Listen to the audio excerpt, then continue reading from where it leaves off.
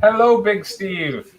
This is Preston Poulter here with Pocket Jacks Comics. I'm joined by John and Larry, and coming back for a return is Danny. Thank you so much, Danny. It's a pleasure to have you. And so your project's funding right now on Kickstarter? What's it called? It's not my project. It's Okay. someone else's anthology. It's called New Year's New Stories, an indie comic exhibition anthology. I like it. Yeah, and so it's mostly excerpts, just introducing new characters as part of an anthology project. Okay. It's already been funded. It's definitely one of those low goal, just by the book sort of deals. Yeah, I saw that. And the back half of chapter 1 of Cygnus Imperium is there. Awesome. Yeah. So people will hopefully be introduced to Ravana and the Paradox and all of the other people that we have doing exciting space swashbuckling action things and punching spaceships. Fantastic. I really buried the lead there again. Yeah, I think it's all. I think that's what makes your thing unique. It kind of felt a little like I've seen this before, but like I haven't seen a big giant ship that functions as a large robot drop kick a probe through. You know, yeah, that's I was doing like some feedback with someone else the other day, and like she commented on my art directions, like, yeah, in the background, the robot's like drop kicking a spaceship or something. Right. Like that's literally what I tell the illustrator. Like, whatever, have fun, do that. Okay. Maybe I'll go for a wrestling analogy and just like really get into it. So, Larry, is this your iceberg script? Yeah. Okay. All right. Well, I know which one I'm going to start with here. So, Danny, your feedback will be most important on this script. Oh my, yes. Because no, Danny, we're all friends here. Yeah, Danny and John, because this is it will involve a bit of parody of figures that Larry and I know, but I'm sure are probably new and unknown to you. So it's important that we don't get so lost in the minutia of how crazy these people act, and instead present a story that has broad appeal. You need the comedy to go outside to reach outside the circle. Right. Yeah. Exactly. Yeah. So it's not all inside jokes. Right. Right. So we're going for a Zucker Brothers comedy and not for like epic movie. Well, we'll see. I'm on track here, at least for feedback. All right. So what happened in the first 7 pages? First 7 pages. Okay. So, internet popular streamer John Von Dongle died in his home after receiving a text. At least that's what we saw anyway. Then it cuts over to internet detective Tobias. Can't remember his last name right now. But, Grumble, right? Tobias Grumble. And he received a package in his mailbox. Yeah. And the mailbox explodes in a giant nuclear explosion, which he survived. Right. That's where we are at the story right now. So. Okay. Yeah. All right. Who is going to be the narrator? I'll narrate. All right. All right. Go ahead. Yeah. Page 8. Caption on the whole page. A little later on a highway in Kentucky. Good point. Panel 1. A beat-up compact 2-door hatchback pulls over to the side of the road where Tobias is standing. Tobias. Yeah. Panel 2. View inside the car facing the driver and passenger. The passenger is Tobias, who has a different spelling of his name now, and the driver is his friend Zeke Dreyer, famed pop culture critic. Yes. Zeke is a man around the same age as Tobias, which is... about 45. Cool. And is dressed in a plain white shirt and white jeans. His haircut bears a resemblance to one popular in 1930s Germany. That is not specific art direction. But I see where you're going with this. Yeah. They talk back and forth. Preston, you can be Zeke. So tell me how you survived that miniature nuke going off next to you. And John, you can do Tobias. My clothes are lined with lead. That's one of the reasons I always wear them. And I built that ditch deep enough to protect myself from such an attack. I guess that makes sense. You mentioned in your DM you thought it was connected to Von Dongle's death in New Jersey. Panel 3. Close up on Tobias's face as he looks over at Zeke. After the attack. Wait, who's Tobias? Yeah, that is you. Yeah. Okay. Yeah. After the attack, I went straight to Pecker to tell everyone and post a picture, but I saw I had a DM. It was from Destiny Spartan 69. It was a new account created that day. In it was a picture of John's body laying on the floor of his streaming room. Beside him, written in ink, the word blacklist. Panel 4. Close up on Zeke's face as he replies while still watching the road. Uh-oh, just like in your note. Panel 5. Close up back on Tobias. So, we are going to run our own investigation, starting at his place. Page 9. No page break. Panel 1. Close up on Zeke's face as he talks while he looks forward while driving. But how do you know where John lives? He was my best friend, and I didn't even know. Panel 2. Close up on Tobias as he leans back and smiles, tipping his hat forward. Ooh, I have my ways. How many verbs? 1, 2, 3. That's 3 verbs on one character in one sentence in art direction. You know, a bus shot? Yeah, that is in the art direction. You're going to need to be a little more time specific. Or add another panel. Yeah, or add another panel. and I don't know, but it might be interesting if he's eating he has a half-eaten kiwi in his hand. Yeah. Oh, I like that. I like that a lot. John's not even in the culture, and he's picking up all the references. Yeah, that's right. Yeah. Well, I hear about that because I hear you guys talk about it all the time, but I just thought, well, wait a minute. If that's a reference to, well, how did you get his address? I have my ways. Exactly. Have him have like a half-eaten kiwi in his hand. That would, exactly. No. Or a kiwi with a bite taken out of it. There you go. Yeah. Page 10, panel 1. Close up. Tobias reaches inside of his coat into the inside breast pocket and pulls his phone out. Yeah. Panel 2. Close up on the phone screen. Tobias hits an app called Easy Docs. I'm not in the culture. That's funny. Yeah. Panel 3. Close up on the phone screen showing the open app. Various names are seen on the list. Tobias taps the one that says Von Dongle John at the bottom of the list.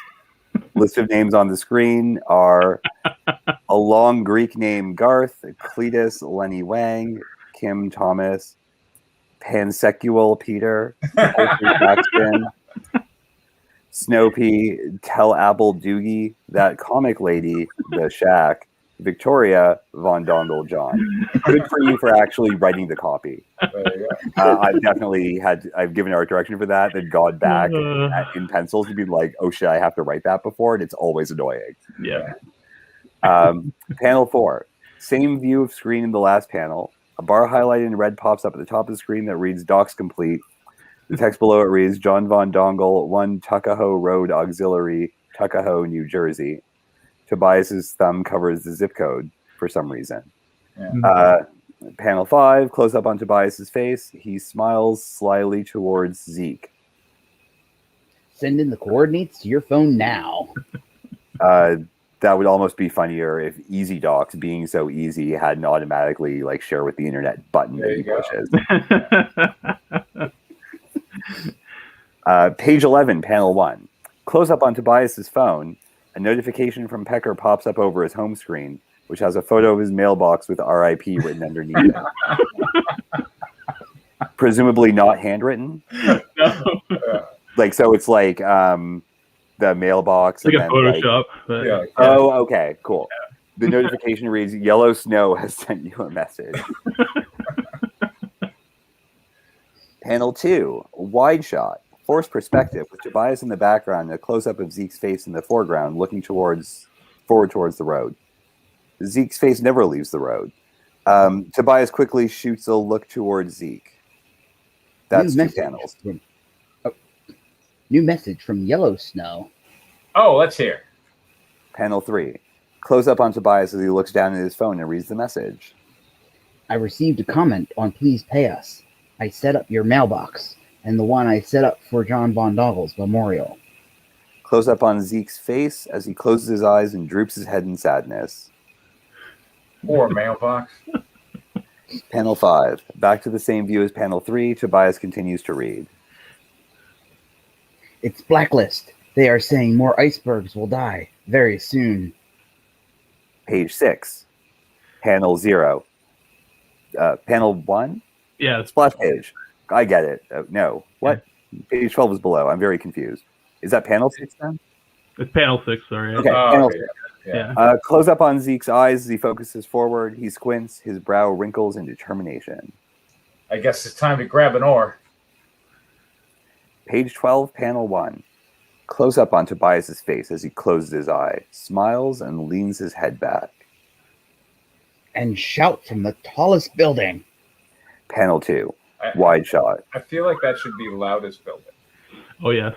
Yeah, that was the best part of the quote, was you have to grab an oar and shout from the loudest rooftop. I'm like, that doesn't... I couldn't remember. Yeah. Anyway. Panel 2, wide shot. A beautiful country road, rolling grass blows in the wind on each side. A hill extends upward towards the horizon into the setting sun. The car, seen from behind, drives up the hill towards the sunset. The two men cry out from inside the car. This is the path! Not exactly in unison, but that's still pretty good. That's still pretty good, though. Yeah. Panel 3, close up on a camera lens. The reflection of the car is seen in it from the last panel. Panel 4, wide shot. A black DJI style professional drone hovers in the air over the fields. The letters BL are painted visibly on his body. Panel 5, wide shot. It chases after the car, seen moving away in the distance. Page 13, full page caption. Several days later in Tuckahoe, New Jersey. Panel 1, wide shot from above as the car turns off the road onto an unmarked dirt road leading into the woods. Did you mean a crane shot or a high angle shot there? Just a wide shot, looking down. No, like forward towards the car turning off the road. So okay, I have a reference image that I'm going to put in there. So cool beans. Yeah. Panel 2. Wide shot as the car pulls up to the front of a huge turn-of-the-century mansion in the middle of the woods. Panel 3. Wide shot from the front of the car as the two men exit and stand. This is the place. I had no idea he was this loaded. I mean, he borrowed $1,000 from me last week to pay his overdue internet bill. Panel 4. Wide shot of the front stairs of the house leading up to the main door. A figure in a dress, obscured in shadow, descends towards the two men. Page 14. Page 14. Panel 1, splash page. Close up on the figure's face as she comes to the light. You should say she's female on first mention. She is a... Okay, maybe not. You should either way give the figure on first mention. She is a portly middle-aged man of Middle Eastern descent with a bushy mustache. She is wearing a Victorian-style dress, including a bonnet. She greets the two men. That is very funny art direction. So high five there. I'll do this one. Cecily. I am Lady Cecily Rhubarb Guittard. I was Von Dongle's maid and heir to his home. You must be Mr. Grumble and Mr. Dryer. Please come in. Page 15, panel 1. Close up on Tobias and Zeke. Zeke turns his head to Tobias, blocking his mouth with outstretched palm, and whispers to him. You first. Panel 2, close up, waist high on the two men. Tobias shoves Zeke as he steps forward, hat in hand, doing a half bow towards Cecily, a nervous smile on his face. Thank you, sir. Panel 3, close up on Cecily's face as she stares down at Tobias with an annoyed expression. It's ma'am.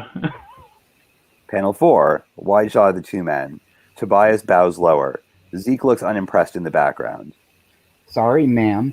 Please lead the way, and thank you. Page 16, panel 1. Same view as page 1, panel 1. Cecily leads the two men talking on the way towards John's streaming room where he was found dead. Master John was in his writing room when he received the message from Mr. Piano. many think that it was what caused his heart failure. It was actually started by a post shared by to his pecker page. Sorry. Panel 2, close up on Tobias as he questions Cecily. I never saw such a post. Are you certain? Panel 3, close up on Cecily from behind, now standing in front of the door to John's streaming room. She looks over her shoulder towards the two men behind her. Oh yes, he hid it, but it was too late. I was massaging his feet at the time. The post came in, and by the time he had made it private, several hundred people had liked it. Panel 4. There we go.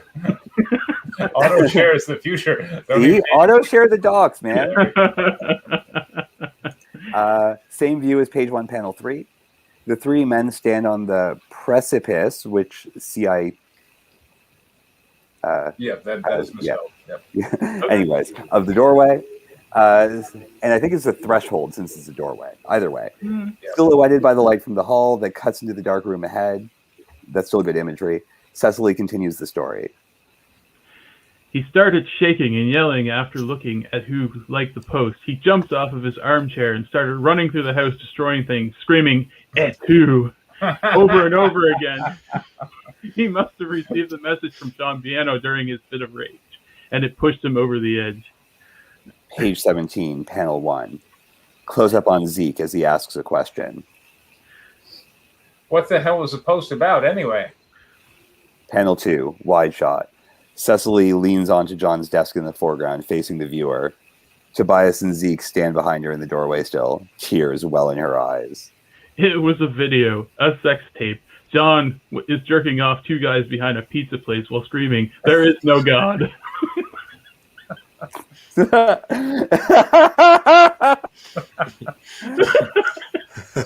Okay, that was funny, and I don't even know what he's talking about. Yeah. Close up on Tobias and Zeke from the waist up as they reel backwards in shock. Zeke covers his mouth like he's going to throw up. That's not true. That's impossible. You're telling me ultra-Christian conservative and writer of hit songs like Daddy Can't Whip Us All and books like Frogborg and Toadstool Boy is a God-hating fruitcake? I'm going to be sick.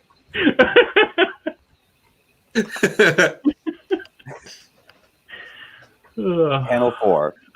Wide shot of Tobias pointing an accusatory finger towards Cecily, who is now facing them. I assume you have receipts for this claim? I do, but once you actually see it, you can't come back. Panel 5. Close up on Cecily's face as she looks down, tears dripping from her eyes. There's one more thing you two should know. Page 18, panel 1.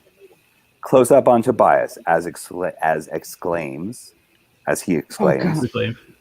Oh God, what more could stain his memory? I beseech you, madam. Panel 2. Close up of Cecily's face as she screams out towards them. I'm actually a man.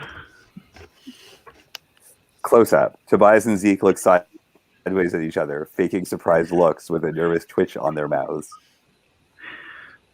How shocking! We can't even tell. That works better without exclamation points. Yeah. Panel 4. Close up, back on Cecily's face as she continues to blurt out and cry. And I was one of the guys in the video.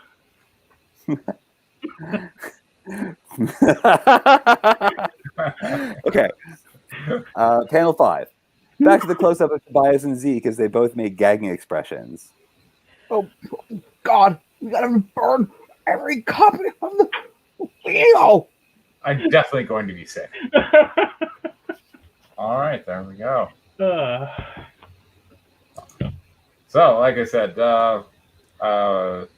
John and Danny, who wants to go first? Okay. I was just talking a lot, so John, go first. Okay. So, Big Steve likes it. I expected Big Steve would think this. Big Steve would be happy to hit. Yeah. So, some of the I liked the doxing jokes. That was pretty funny. That's something that's definitely not just an inside joke because doxing is a real thing. So the way that's kind of played is kind of funny. Is just, oh, there's just an app for it. You just go dial it up and there it is. It's kind of like the like we used to do with the Yellow Pages back in the day. Yeah. Everybody was in the phone book, and you could pretty much dox anybody if you wanted to. The good old days. And there was the other thing I mentioned when he was reading that I thought was funny. I will say that I think a lot of it's inside. I think depending on how the art is done, I think you could make it more have your crossover appeal will come, I think, if the art is done well. If the characters are drawn and their expressions are just so over the top and so caricaturized, I think that will help sell it. I'm just trying to think of, like, if it was a movie, like, how would you sell this as a movie? Well, I would only be sold on, if I was, let's say, going to put up money to produce this, if you had the right actors attached to it. If you had somebody that was just naturally funny, that could just go nuts with little direction, like a Jim Carrey or a Jack Black, somebody like that. You can just drop them into almost anything and they can just be goofy and go nuts. And it's hilarious to watch, even if you don't know what they'll make. All the jokes work, even if they don't work, or even if you don't get them. So I think if your art team can kind of go with that, I think you might have a chance of it having crossover appeal. But hey, it's a comic, and if you make it cheap enough, there's probably enough people inside this little circle that they'll probably end up, funding it. And so I don't, from what I can tell and from the Discord, there's plenty of people inside the circle. So yeah. I think you had caricatures of their names listed in your comic, and a few of those names, I think I was like, I know that person. I think I know that person. I think I might know that person. Except for that Paxton Poultry person. I don't know who that could be. No, you don't know who that is at all. So, yeah. So I'm, as I said, for a comic, they're cheap. They can be done cheap. You probably have a large enough market that you'll make your money off of it. But I really don't know how much of a crossover appeal. It'll have very limited crossover appeal outside of your little group, in my opinion. Okay. Cool. So jumping off of what John said, like, yeah, I loved the app. That was a good joke. Doxing is a real thing. I liked Cecily. Cecily was a good joke. And then the jerking off two guys behind a pizza place thing, and like Cecily's reaction to that was really funny. Certainly one of the things that you want when you're doing a satire is to alternate between in jokes and broad jokes. And I would lean into that a little bit more. And one way you could do that is like lean into the absurdity of this situation that you're satirizing. I'm not familiar with whatever the hell is going on. Everyone seems like a terrible asshole who probably deserves it. But, it's funny when Cecily has to reveal the obvious revelation that she's a man. That's kind of funny because of like the fact that seemed like a necessary revelation to that character. What's actually funny is that she's one of the guys jerking him off behind the pizza place. In terms of moving the plot along, there's not a lot of, I guess, broad jokes, either in the background or in the action or whatever, sort of in between, like the docs thing and the house.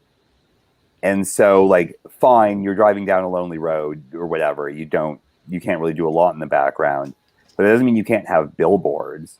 It doesn't mean you can't like have people react to things in a way and try and get away from that talking head scenario, which actually is like what 4 or 6 of the pages of art we just read. Mm-hmm. Is turns around. One person's always staring forward in the car. Like someone has to draw that, and like depending on the art team, it could be really good. It could also be really boring. So showing humans react or keeping it at the mid shots or the long shots and away from those close-ups is going to actually help you land comedy better. Like on film, comedy lands really well in the longs, whereas a lot of the time close-ups are for actual emotional depth or fake emotional depth. So we've got those opportunities with Cecily, but I mean, we've also got opportunities that could be like that you should double down on with characters like Cecily, where like, oh, she's leaning forward over the desk, draw attention to his cleavage. You know what I mean? Like if you're going to go there, go all the way. Sure. Right? And make it weird. Make it more weird. Likewise, when what's his name keeps talking about throwing up, just have him throw up. It's even funnier. Right? Like you don't have to worry about cleaning up the set afterwards. So go nuts. Right? And more ridiculous things like, oh, I'm a man. Fine, nobody reacts. That's funny. I was one of the men jerking off by the pizza place. Oh, I'm going to be sick. Oh, and he was all this other thing. Oh, and just have him keep throwing up. Yeah, it's still funny. That's a good idea.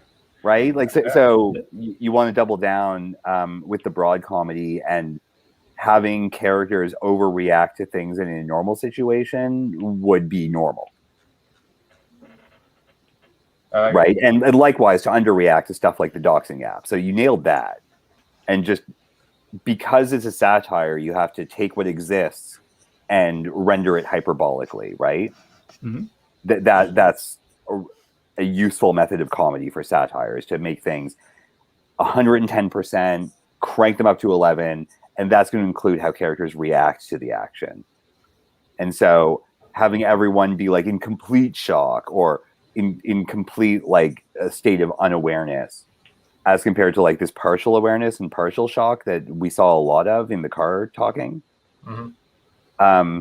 That means they're going to have a reaction where they're talking about the story that you as the author are presenting more than the story that you as the author are satirizing. And I think that's going to make it, even if it doesn't land with a broader audience, and I think John's right there, that's still at least going to make like any idiot who picks it up when you're randomly selling it at a con is going to find something funny in it, which still means it's a saleable book and not a vanity project completely. There you go. Yeah. All right. I hope that was helpful. Yeah. I think he basically said what I did, but better. Cool. High five, John. Yeah, I mean, that's where I guess where I was going with like referring to actors, because they can jump into a scene and they can go all out. They can give it that 110%. You know, that's why I said if your art team can do that, I think those reactions, that's exactly what Danny was saying. So yeah. Or you can write it, right? Like make them act like Jim Carrey. Like, oh, his mouth is so open in shock that we can see his tonsils and blood, and he's got terrible broccoli in his teeth, and also it's growing a small city on his left mullet. Like good idea. Let the art direction sort of bring the camera awkwardly close and make it weird, right? Like you can do a lot of really low end visual gags like that. And still have it be a funny book. And I think both John and I agree that you have to take what we all laugh to live right now and just do more of that. Mm-hmm. And I think that's a great direction to go in. I like it. Yes. Double fisted hand jobs for the win. Sorry, my bad. Sorry, I was distracted. Okay. Yeah, so I kind of came in late, but I did catch the really funny Comicsgate reference with EVS and stuff. So, the joke itself sounds pretty funny. So someone could definitely probably laugh at that without getting the meaning behind the joke. Yeah. But yeah, I'll need to sit down and read all of it to get an idea of how I feel about it, though. All right, we have Expedition by Danny. Mine. Yeah. That's something completely different. Something completely different. There we go. Share the screen. Enamored with the idea of Earth, a troop of Martian Boy Scouts steal a space shuttle to go visit their devastated neighbor. Huh. So this was a submission to the Producing the End of the World anthology. People on that Discord started posting scripts. Yeah. And I figured, hey, I've already shipped it. Let's see if in other writing, you guys rip me up even more or less. All right. Who is going to be the narrator? Who is Savage TV? Because was he on last week? William. Are you up for it? William, you up for Sure. Sure. Go for it. Okay, page 1, 4 panels. Panel 1, exit moon orbit or exterior moon orbit. A space shuttle circles around the moon, getting a distance view of the Earth. As the sun begins to peek over the horizon, some kind of massive seismic event has split North America like a cracked eggshell. Title card: Excursion. Writer Danny Gorney. Illustrator to be determined. Astronaut, radio from the shuttle. Who's gonna be an astronaut? Who wants to be an astronaut? I'm gonna just interrupt, and this does not look like a comic. It looks like a screenplay. I know you're calling them panels, but the way you describe panel 1 is not the comic book panel. That's what you would see in the opening of a movie scene. Space shuttle circles the moon. You know, the sun's peeking over, and then a massive seismic event. I don't know. That just seems I feel like it. I mean, it's certainly written in kind of a screenplay flair to it, but I feel like that could be a definitive point in time. Yeah, could be. Preston definitely drew attention to the I've written screenplays stuff last week, and that's something I've got to work on the comic scripting side for sure. Yeah, I mean, I come from screenplays as well, so I kind of run into that too.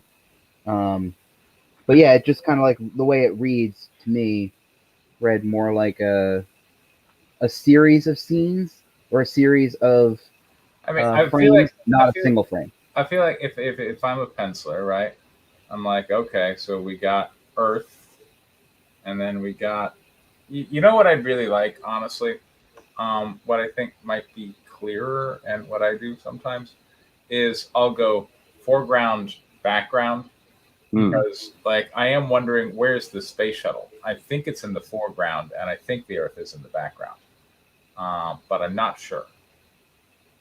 I mean, right. What's the focus? Is the focus the spaceship, or is it the seismic event? Right. Yeah, I mean, potentially, like we could have a point of view of some omniscient observer be looking at the Earth. There's the cracked North American continent, and then kind of over on the right, and the horizon, we see the space shuttle, and that would meet that requirement of the art direction he put. Right. Yes. That's a real good point. I do like the idea of splitting the art direction into planes. I've written that down. Okay. All right. Astronaut. Preston, be an astronaut. Repeat. Endeavor 2, shuttle to base. That's a 3, Preston. Pardon? That's a 3. Shit. All right. Repeat. Endeavor 3, shuttle to base. Magnetromic survey complete. Requesting permission for re-entry. Panel 2, interior, NASA Control Center, day. Why? Is that narration or is that a character? Wide shot. Oh, okay. I'm sorry. Wide shot. The NASA Control Center is a shambles with paper strewn all over and nary a soul in sight. But there's still a single operator working there on the phone with the shuttle. Permission denied. They're There's something wrong. Earthquakes, hurricanes, events all over the globe. Do not copy, base. Please repeat. What is happening? Expedition by Danny Gorney. That's a header. It's going to be on every page. You don't have to read it. Okay. Panel 3. That's going to be close up. Close up of the operator desperate to save the lives of the shuttle crew. Earth is doomed. You have enough supplies to make it to Mars. You're humanity's only hope. Only if there's a female on board. Run! Turn that shuttle around and go! Panel 4. Exterior moon orbit. The shuttle arcs into a turn following the operator's instructions. And may God have mercy on us all. Page 2. 5 panels. Panel 1. Exterior Mars surface. Day. The Martian landscape hosts a neo-agrarian paradise, Endeavor City, in a river valley surrounded by red hills. Domed habitats are surrounded by fertile farmland, worked by regular humans without the need for protective equipment. On a ridge near one end of the valley, the old space shuttle, now patched up with newer technology, sits hitched up to boosters as if prepared to launch. Caption: Mars, 300 years later. Guess I'll do that. Troop leader. And so they followed their operator's instructions and came to Mars. Panel 2, exterior shuttle dock, day. Wide, that's wide shot, right? Yeah. Wide shot. A troop of Boy Scouts is being shown the shuttle by their troop leader. Not all the scouts are boys, but they're all dressed in Boy Scout outfits, including sashes, neckerchiefs, utility belts, shorts, high socks, and berets. Berets. Oh, what? Berets. Berets. Yeah. Okay. Yeah. Everyone's of a nondescript mixed race. Okay. That's how the Edison Company colonists terraformed the surface enough to survive the year of solar flares. And that's why the government maintains the shuttles, not just this one, but all over Mars. Some of us will always have a chance to survive. Panel 3, reverse shot.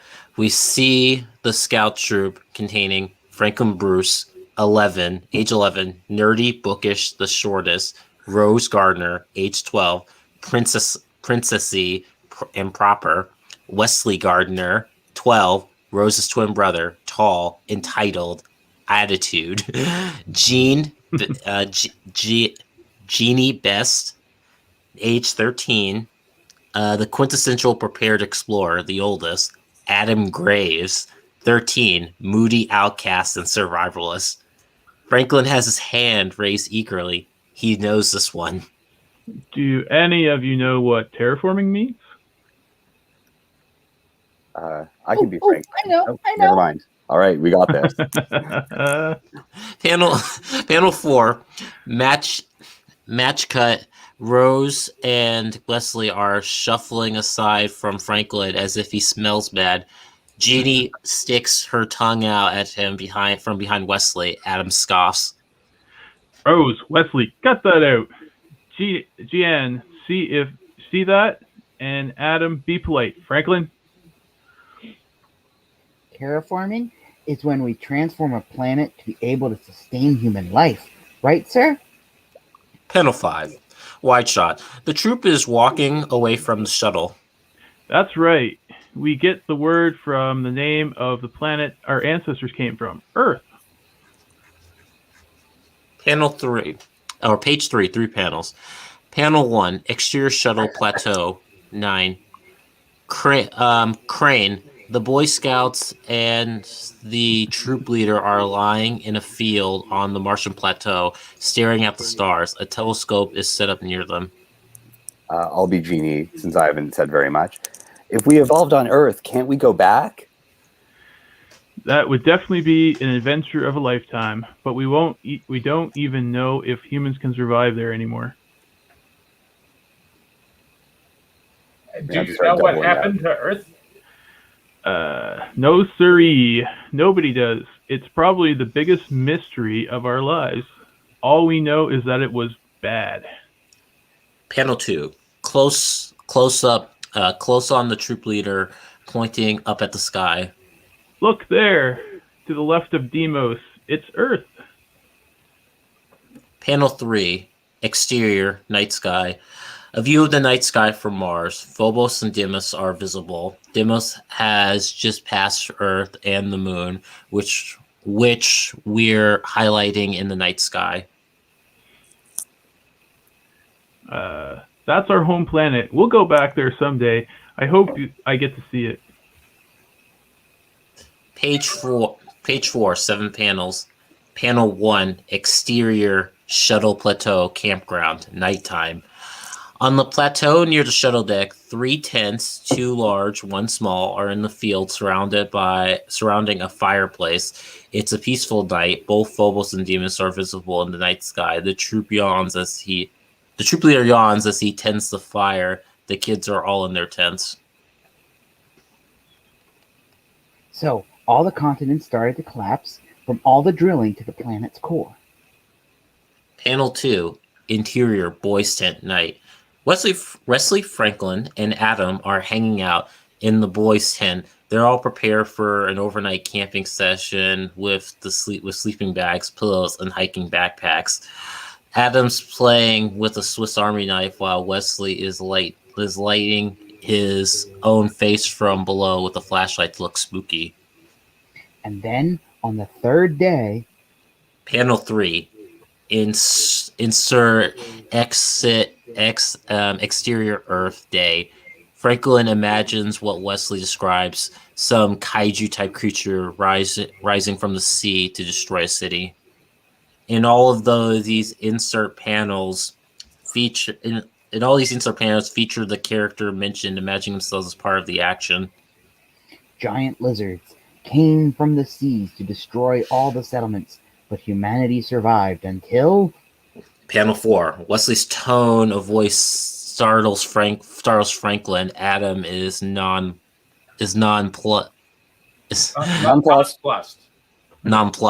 if visible. Until bam. Panel 5. Insert panel, exterior Earth Day. Adam imagines what Wesley describes. Alien invaders conquering Earth over the bodies of fallen soldiers, planting a flag to show their dominance. Space aliens attack, killing everyone on their planet and claiming its resources for their interstellar empire. Panel 6. Now Wesley looks unimpressed at Adam's skepticism. There you go. Nice.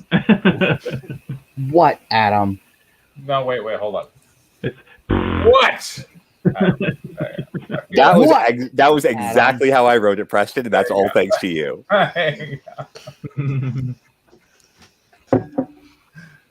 Page 5 panels. Panel 1. Now Adam and Wesley are arguing. Am I Adam? I think so. I don't think so. If we could explore space, we'd have weapons enough to fight back. I've seen the vid reels in the library. Every time space aliens come to Earth, we defeat them. Oh, please. Anyone willing to travel the galaxy to subjugate planets would be tough enough for anything. Earth never had a chance. Panel 2. Franklin tries to chime in over the argument. They would not. Good enough. Would too. We could go there and find out for sure. Panel 3, insert panel, exterior Earth Day. Wesley imagines a Star Trek type first contact scenario with Martian explorers shaking hands with Earth's elite, dressed in drapery, of course. I bet we could learn so much from Earthlings. I know Mars is our home, but when I grow up, I want to get out there and explore. Panel 4. I feel like it's almost a little walking-esque. Like Panel 4. Adam and Wesley stop arguing to look at Franklin like a revelation. That's Panel 5. Adam and Wesley are the most excited they've ever been at this idea. That's a great idea. Page 6. 5 panels. Panel 1. Interior girls' tent night. Oh yeah. Is it Genie or is it It's spelled not my script, Preston. Sorry. I know. Genie's fine. Genie? Okay. Let's go with Genie. So that everyone, it's Genie. Genie, okay. Okay. Jeannie and Rose are hanging out in the girls' tent. Rose is brushing her hair. That was weird. Anyway, Yeah. go ahead. Whose audio is that, I wonder? I'm gonna guess William. Oh, it's Nope. probably mine. My new headset's not working. So I'm John. Oh, It's you. Oh, Alright.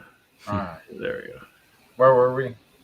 I think Rose is Brushing brushing her hair. Yeah. Yeah. Rose brushing hair. Jeannie's section is well organized, while Rose is a chaotic jumble of inappropriate clothes and beauty products. Isn't it nice to spend a night under the stars? Maybe if the sand didn't mess up my hair. I can't believe Daddy thought this would build character. I just want to stay in my dome. Panel 2. Jeannie accuses Rose of being too good for this life. You think you're too good to hang out with normal people because your dad's the mayor of Endeavor City, don't you? Panel 3. Rose argues back. What? And there's no life but one of exploration because your grandparents found this valley? Ugh. Panel 4.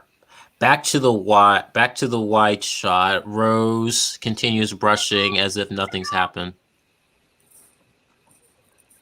What do you think they're talking about over there? I bet they're fighting over who gets to date you first. John, come on, man. Come on, man. What Yeah. did I do the wrong line? You ignored the bowl. How could you do that? Oh, Oh. God. Yeah. How could you do that? I bet they're fighting over who gets to date you There first. you go. You know, I'm getting it to work more than not, so this is still a step up. Okay. I bet they're telling ridiculous stories about Earth. Panel 5. Insert panel exterior Earth Day. Rose imagines what Jeannie says. A giant crowd of people all dying of some mysterious disease. We see pustules, bandages, scabs, extremely skeletal features, etc. So here I would say our direction is a little unclear because we could see Rose and then like a thought bubble, and in the thought bubble there's a picture, or we could not see Rose at all and like this is just Rose Viz. So if I'm the pencil, I'm not sure exactly how you want me to show what the fantasy is that Rose is imagining and how Rose is. I'm not sure how to set the frame, I guess what I'd be saying. No idea why. I heard they used to have huge cities. Who knows what kind of diseases they had? Page 7. 6 panels. Panel 1. Interior girls' tent. Night. Rose had a disgusted reaction to the story, but she moves on to change the topic. That's not what I heard. I heard Wesley tells me he was totally into you. Franklin is too, but he's too young. But if you're talking about Earth, I heard it was ecological. Panel 2. Insert exterior Earth Day. Jeannie imagines a disaster of a carnivorous plant attack like Little Shop of Horrors or Day of the Triffids. That's a deep As if cut. all the plants we were eating decided enough was enough and decided to eat us back. Panel 3. Interior girls' tent night. Jeannie lies back, cradling her head in her hands, feeling relaxed and smiling at her present thoughts. Rose looks on curiously. forget about boys for a second, Rose. Just imagine if we could go there and find out for sure what happened. See, it lands. There you go. Mm-hmm. Panel 4. Jeannie turns to speak to Rose. And what if some people survive? Panel 5. Insert exterior Earth Day. Rose now imagines herself in luxury, being served luxurious foods by an array of hot Earthlings, possibly including Jeannie. They'd be over the moons to date a nice Martian girl like you. Panel 6. Interior Girls Tent Night. Rose is all over this idea and starts pulling Jeannie up from the ground. Hey, what are you? Let's do it. The shuttle. It's operational. I have my spaceship badge. We can go to Earth. Page 8. Panel 1. Exterior Shuttle Day. The troop leader runs towards the shuttle, panicked. The running and interior lights are on, but the leader's too late. The flames coming from the boosters tell us the shuttle is about to launch. Kids, no, you can't do that. What are you doing? Panel 2. Exterior space. The shuttle flies off into space. Rose and Franklin strapped into the front 2 cockpit seats, and the three other kids strapped in behind. They're all grinning as they embark on an adventure of a lifetime. Here I would have a question. Because, I forget who Franklin was. Yeah. That was me. I would want to know, as the penciler, how is the shuttle flying into space? Because traditionally it does so with solid rocket boosters off of a launch pad, in a vertical way. Right. Here it could be taking off from a conventional runway. Although, does Mars have an atmosphere? If not, then that probably isn't going to give much lift. So I would want. Absolutely. When we introduced that, I did mention it being hooked up to boosters already and had some additional technology on it of some sort. Oh, neat. Okay. All right, cool. And we have a Wii. Okay, cool. Yeah. All right. So very different from the last one. yeah. That's All good, right. though. So we got we got a nice wholesome family outing Yeah. to go see the ruins of Earth. Maybe meet some cute guys. Find out if everybody died of a deadly disease, or There maybe you they go. drill down the planet's core. Who knows? Doesn't it take like 6 years to travel from Mars to Earth? No, Yeah. no, 3 no. months or No, it's something like like two that. two months or something like that. Yeah. It's roughly a 6-month trip, assuming you time it when the two planets are kind of close. Yeah. Okay, so it's 6 months, not 6 Yes. years. Okay. Correct. No. I was just thinking they might not be kids anymore by the time they land, but I guess if it's There only was a 6 version of months- this story where I wrote that. Yeah. It was 2 years of way a too long dark trip, for me. But yeah. But yeah, because this Lord is of like the saying Flies on the spaceship. Yeah. so. Yeah, because when they took off, when they had to flee Earth in the first place, what year was that? Because I know it's 200 years before the current timeline. That is not something I actually wrote, but I guess something I Nondescript. probably feature should time. have. Yeah. I'm just curious. Future end of the world time. Yeah. Okay, because I'm just kind of curious to get a sense of what the technology was like if the rockets are traveling faster compared to I was our current definitely standing. aiming for close enough to contemporary technology. Yeah. Okay. Well, I mean, they had the technology to terraform Mars, so we don't have that now. So Yeah. We also don't really have shuttles right now, so yeah. Yeah, NASA doesn't do anything anymore. I thought Thanks, we. America. Oh, because I thought we had shuttles. We just aren't We building. did. They were all no, Elon Musk is doing all of that stuff now. No, yeah, Oh. but they're using rockets, so it's different, but yeah, similar. Thank God for capitalism, baby. Yeah, exactly. Yeah. Well, I mean, that's where space exploration is going, so it's all going to be private sector. So Yeah. yeah, Well, they got the Just like money, it. or government's broke. just But anyway, like that's not what we're aliens. here to talk Yeah. about. We're here to talk We're here to about talk. the We're script. here to talk about fictional space travel. Yes, we are. No government can ever be broke as long as they can issue the world's reserve currency. It's true. Sorry. I liked this. I thought it was cute. The characters were very interesting. So it did kind of make me feel like, oh, I wanted to know more. Seeing the end and not to be continued was kind of like, oh, I want to see what happens when they get to Earth. What do they find? Yeah.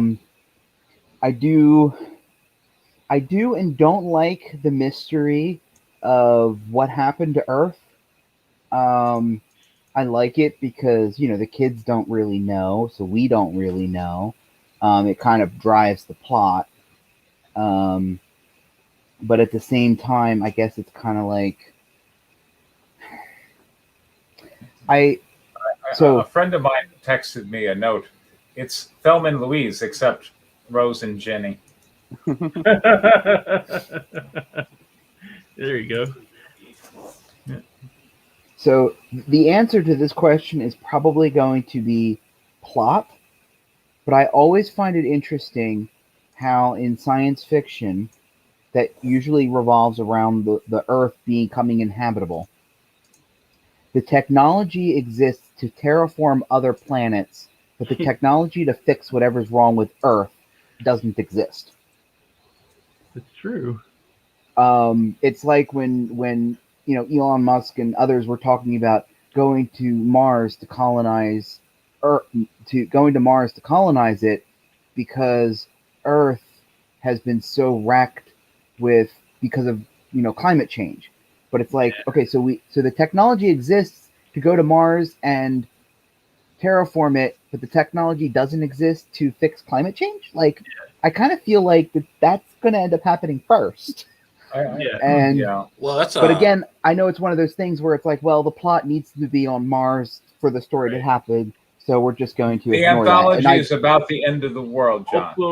Okay, I will say, if this ends up being something I write more of, you gave me a really good answer to, well, what's happening to Earth, or at least a direction to go. I mean, I was under the impression that, like, the kids' children's story might have a level of truth to it, because there's references to, like, invasions or some type of disaster that's kind of out of humanity's control, because you can terraform a planet, but, if something really bad happens that you can't combat, it's just, it's just piss poor luck, There was a role. I don't know if you ever played Call of Cthulhu, but somebody, kind of a homebrew module that takes place on a human outpost on Mars, and they're uncovering some of the shrines and stuff to the Great Old and something like. But like, it opens really cool. It opens with this this short story of these two people in a missile silo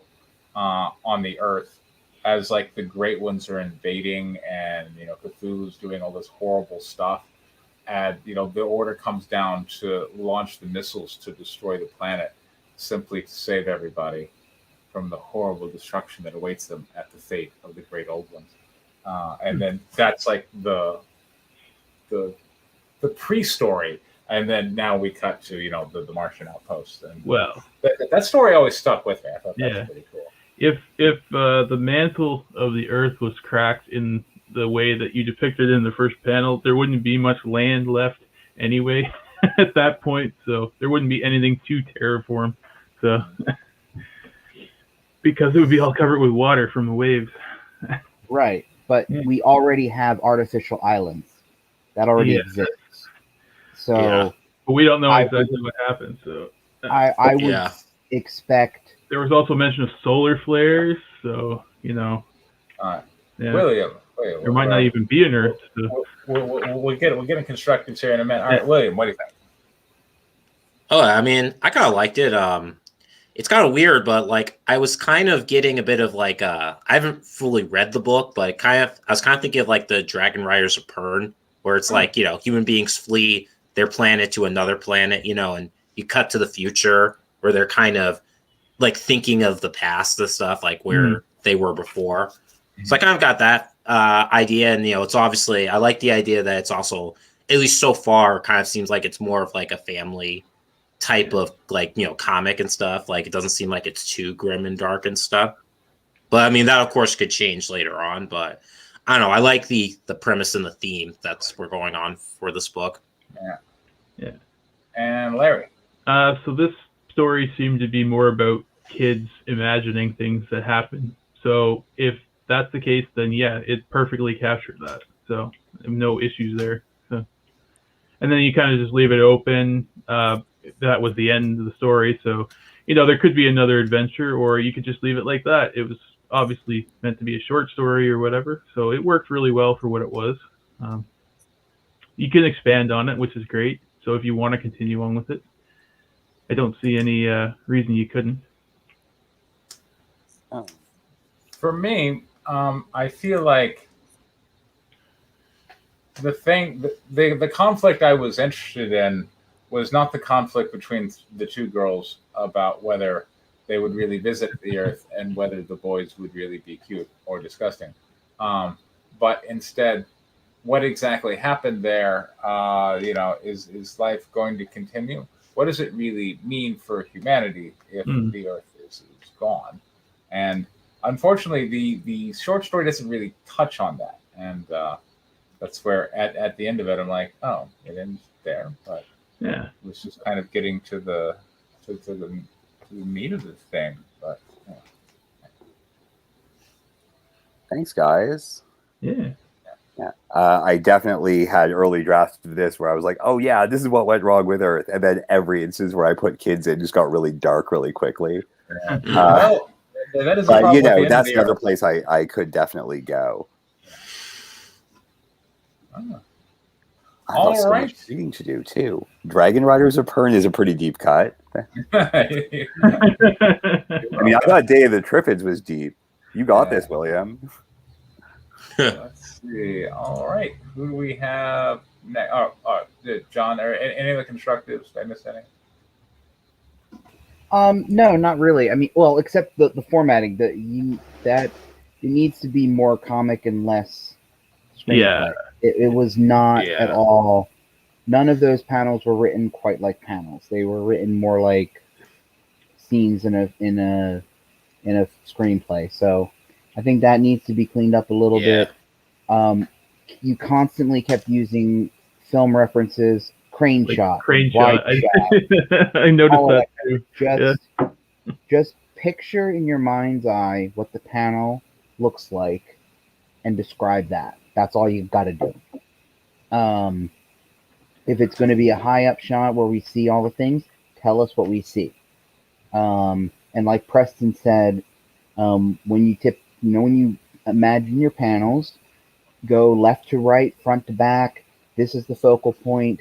Then we talk about what's behind it or around it. Then we talk about what's behind and around that. I think that would help. That's definitely going to be a big thing on the formatting side.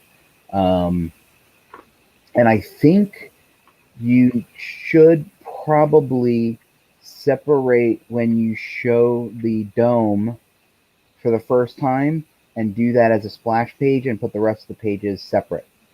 And I say that because the way you describe that is a lot to put into a page that's got 6 panels on it.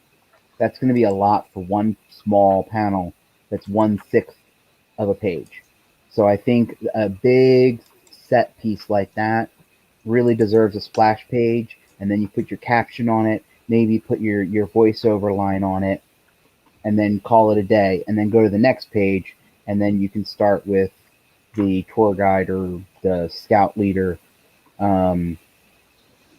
doing his expositional history on what happens to the Earth.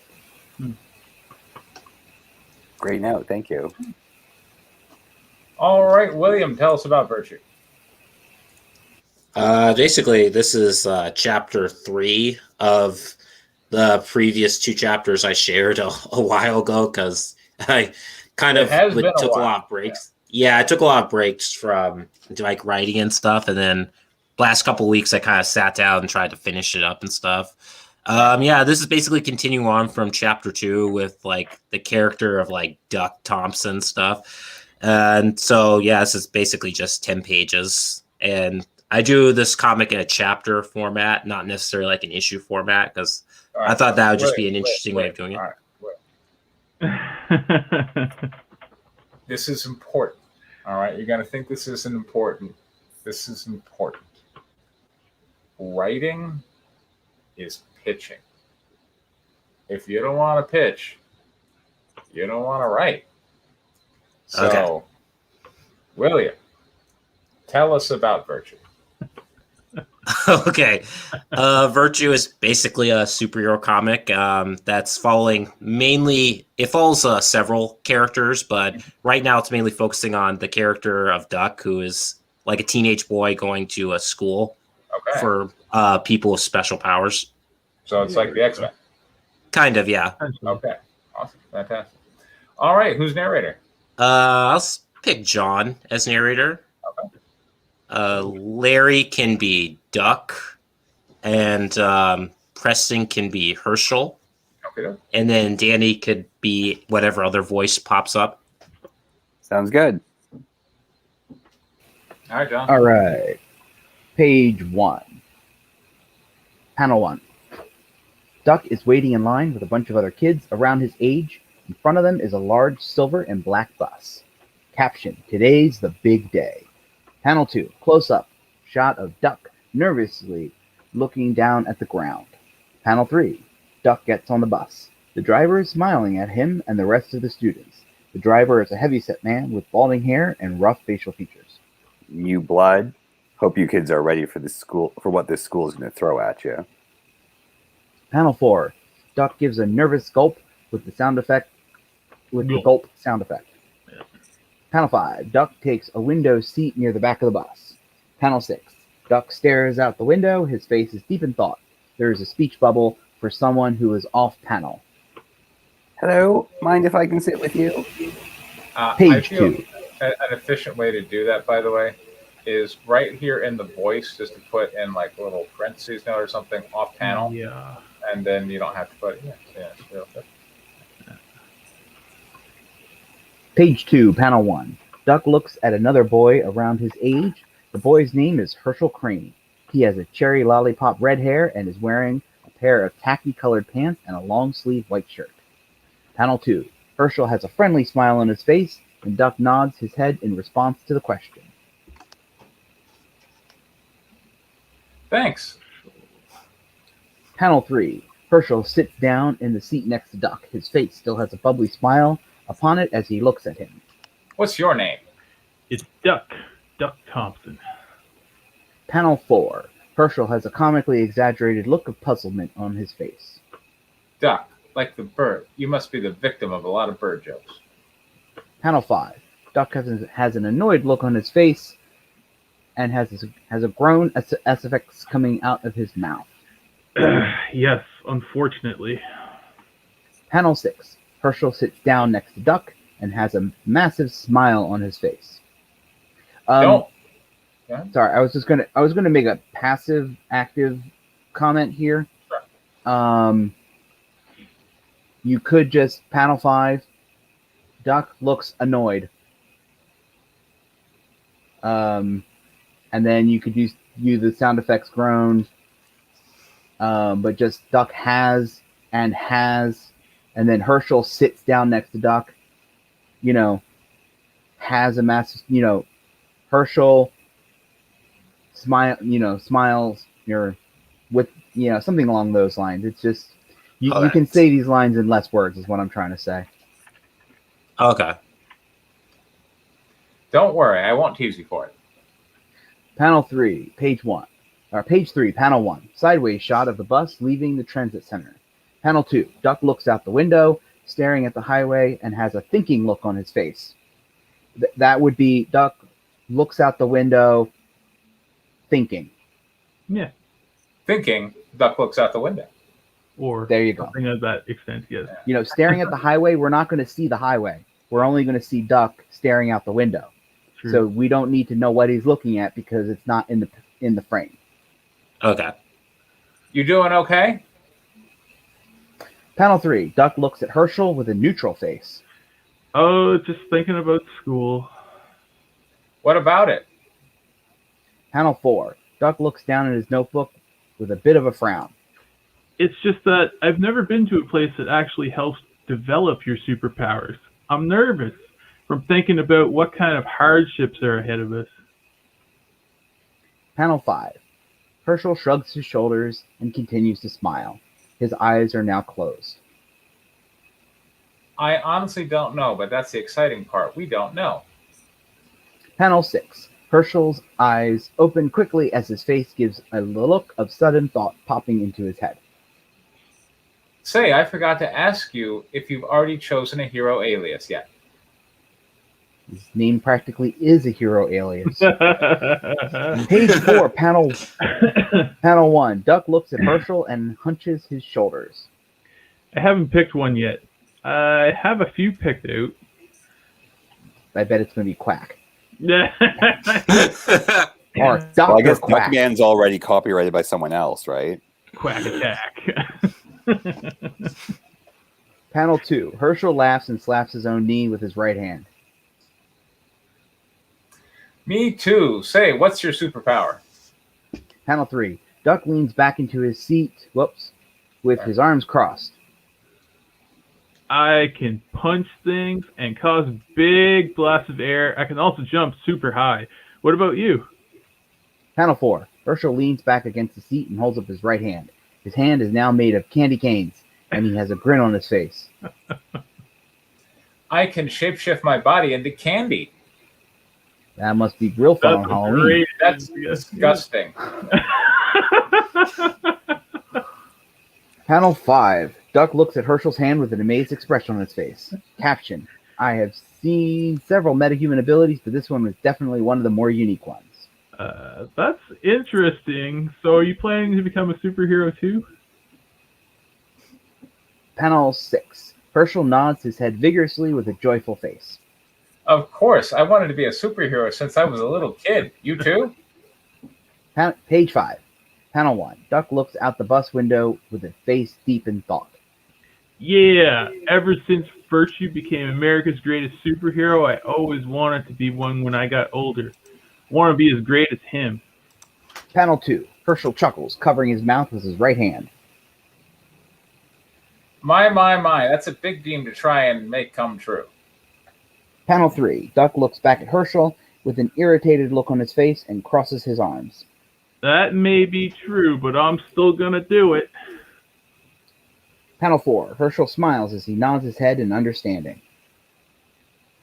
You know, there's been so many others who have wanted to claim the title of America's greatest superhero, and most of them burn out in their attempt to chase that dream. You sure you want to aim that high? Panel 5. Duck looks at his right hand, which is clenched in a fist. His face is full of determination. Yes, I don't want to settle for less. I want to be America's greatest superhero and surpass even Virtue. Panel 6. Herschel sits back and crosses his arms. He smiles with his eyes closed in a peaceful manner. Then I'm glad to meet you, Duck. I want to be a hero too. So let's see where this school year takes us. Panel 7. Duck nods with a large grin on his face. I can't wait. Page 6. Panel 1. Aerial shot of the Golden State Academy. The school has buildings made of stone and are modeled off of Renaissance-era architecture. The area surrounding the school is wooded and lush green tees. You could just say that it's surrounded by trees. Okay. Surrounded by trees, the school features buildings made of stone and Renaissance architecture. It's true. I like it. Yeah. All right. Panel 2. Duck looks out of the window of the bus in amazement at the sight of the school, which is off panel. If it's not on the panel, you don't need to tell us what it is. Panel 3. Herschel smiles at Duck as being astonished by the school. Amazing, isn't it? Panel 4. Duck looks back at Herschel with a bright grin on his face. It's bigger than I imagined. That's what she said. That's what she said. Of course. I mean, it is kind of right there with amazing, isn't it? All right, so We're on John's script yet. Now, come on now. I'm waiting for John. I moved John's script to the last in case, it made the channel get taken down, but at least got to everybody else's. Yeah. So people could leave if they want. Yeah, of course. It's the only metahuman school on the West Coast. Panel 5. Duck and Herschel are getting off the bus and are holding their luggage. There are other students standing around in front of the bus. They are dressed in casual clothing. Panel 6. Duck and Herschel with shocked faces stare at something that is off panel. Actually, don't you usually save the best for last because then it gets people to sit through the whole thing? There you go. Yeah, Page 7, panel 1. A large chimera stands over them and is looking down at them. It has large leathery black wings, golden fur with large crimson red lion mane. Its snake tail was in emerald green, and it had a second head that was shaped like a red dragon with yellow eyes and spitted pupil. The chimera's name is Leo. Wow, that is so... wow, I can't even begin to... Yeah. I think I'm looking forward to you beginning. Grammar teachers all over the world are rolling over in their graves. Yeah. Panel 2. Leo. Doesn't matter, it's not going to be on the page. So. Yeah. Leo lowers his head to stare at Duck and Herschel at eye level. Both Herschel and Duck have frightened looks on their face and are trembling. Panel 3. Backshot of Duck and Herschel with Leo in front of them, staring with intense yellow eyes. Duck and Herschel's hair are cartoonishly on edge. New students, I see. Welcome to Golden State Academy. Panel 4. Duck and Herschel still have the same shocked expression on their face. That thing just talked to us? They have the same thought? I guess Yeah, so. we have the same thought. Yeah.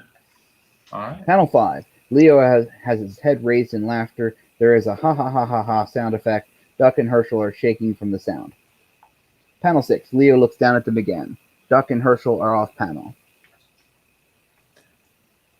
Who's Leo? Every new student looks like you when they first see me. Come now, the day isn't going to get any younger. Page 8, panel 1. Duck and Herschel both make nervous gulps with the sound effect on it. They are still staring at Leo, who is off panel. Panel 2. The boys walk by Leo, both of them looking down and away from the creature. Their foreheads are sweating as Leo watches them walk by. Don't forget to pick up your class schedule, and try not to be tardy for orientation.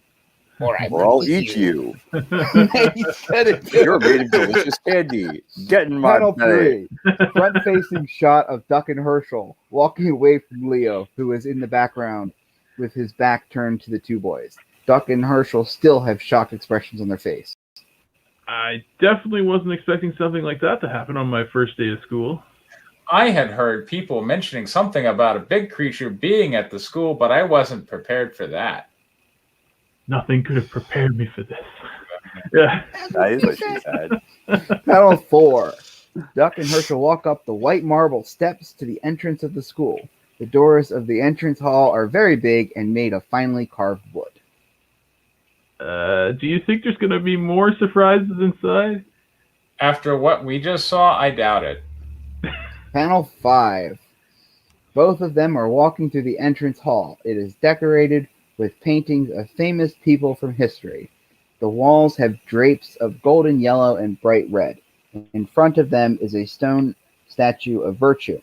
His left hand is at his hip, and his right hand is outstretched with a stone bald eagle perched on his wrist.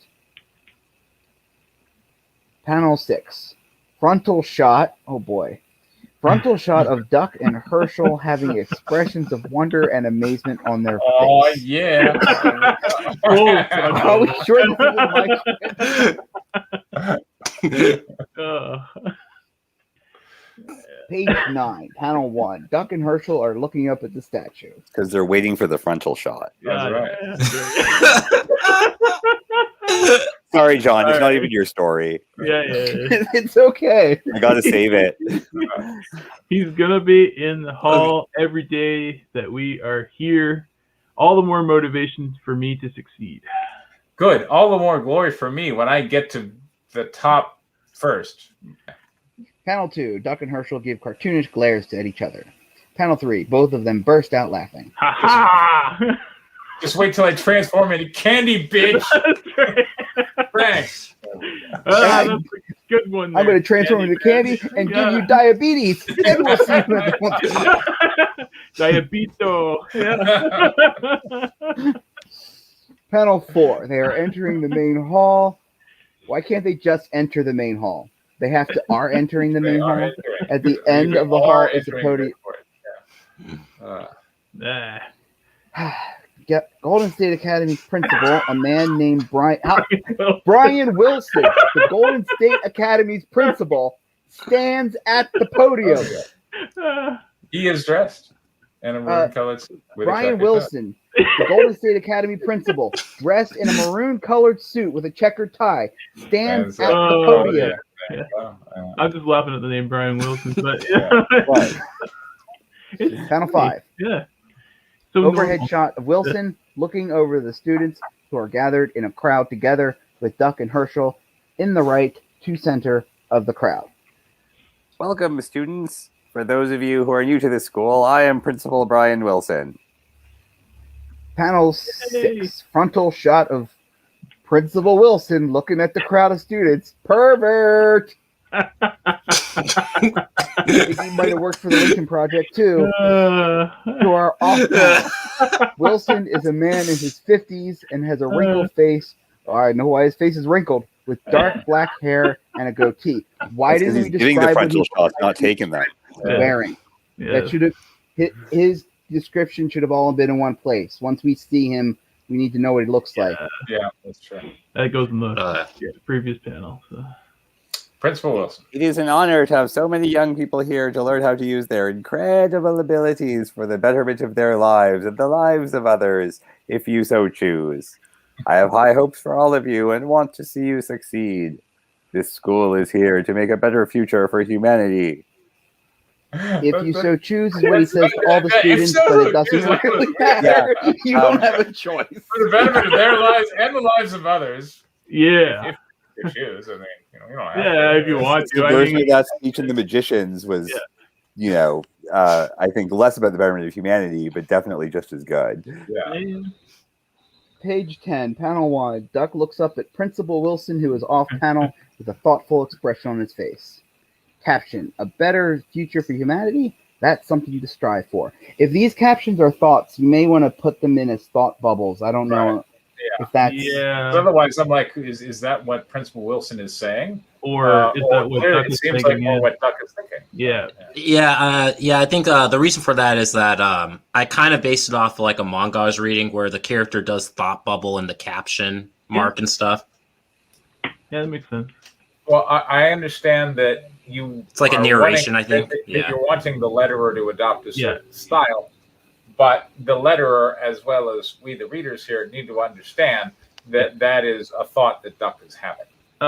So you put narration, brackets, Duck, and then anyway. Okay. So you know who's saying it. So, I mean, it's only scripts, but, it's good for keeping track of things and whatnot. And if there's like the letterer has a style for Duck's narration, exactly. They just replicate that over and over again. They know they have to design it out. Or color or whatever, So. Right, because you'll have actual captions, and you don't want that to be the same lettering style like Danny was saying for the thought bubble. You'll want it to be different so that we know what it is. Otherwise, your readers are going to get confused.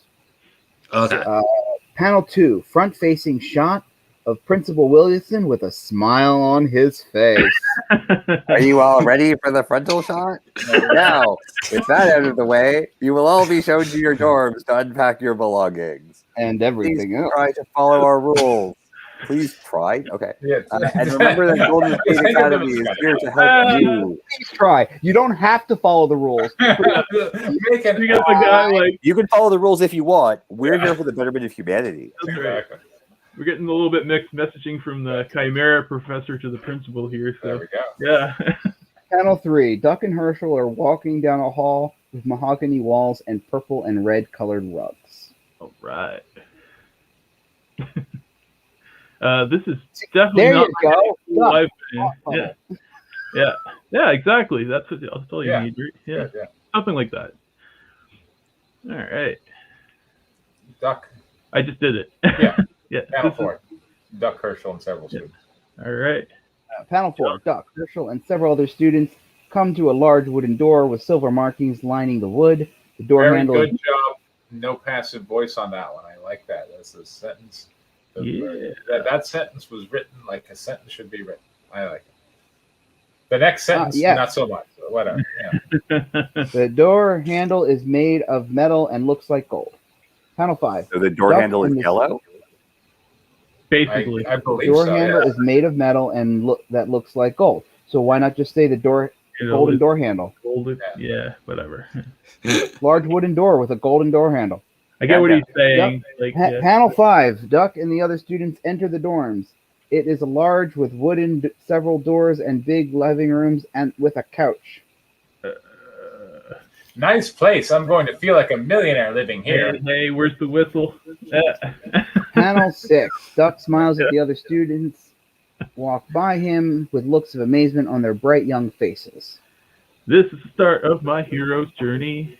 And we end. Okay. Who wants to start us off? Yeah. Larry. Okay.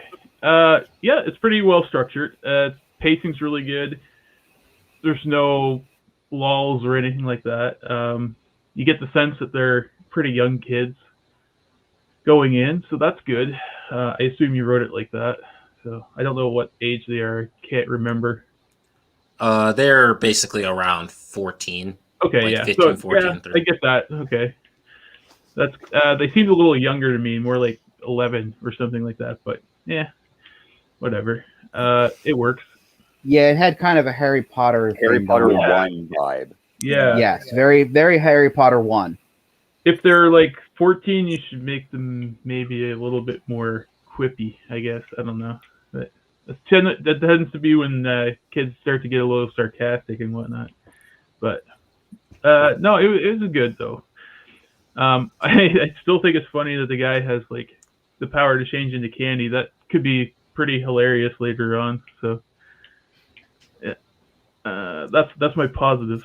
So. I don't know. Electro versus a bag of Skittles. Like, Yeah, oh, it's no. like, oh no. Is he going to melt in the rain now? Skittles coming from? Don't eat the M&Ms. My God.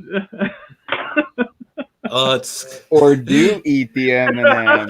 It was kind of like, it's kind of like, just different, he can change different party parts into candy. So like, they can have different utilities. Like, I think if someone like takes you can- infection Oh, that he's way. going to be real popular with the ladies and probably the guys too.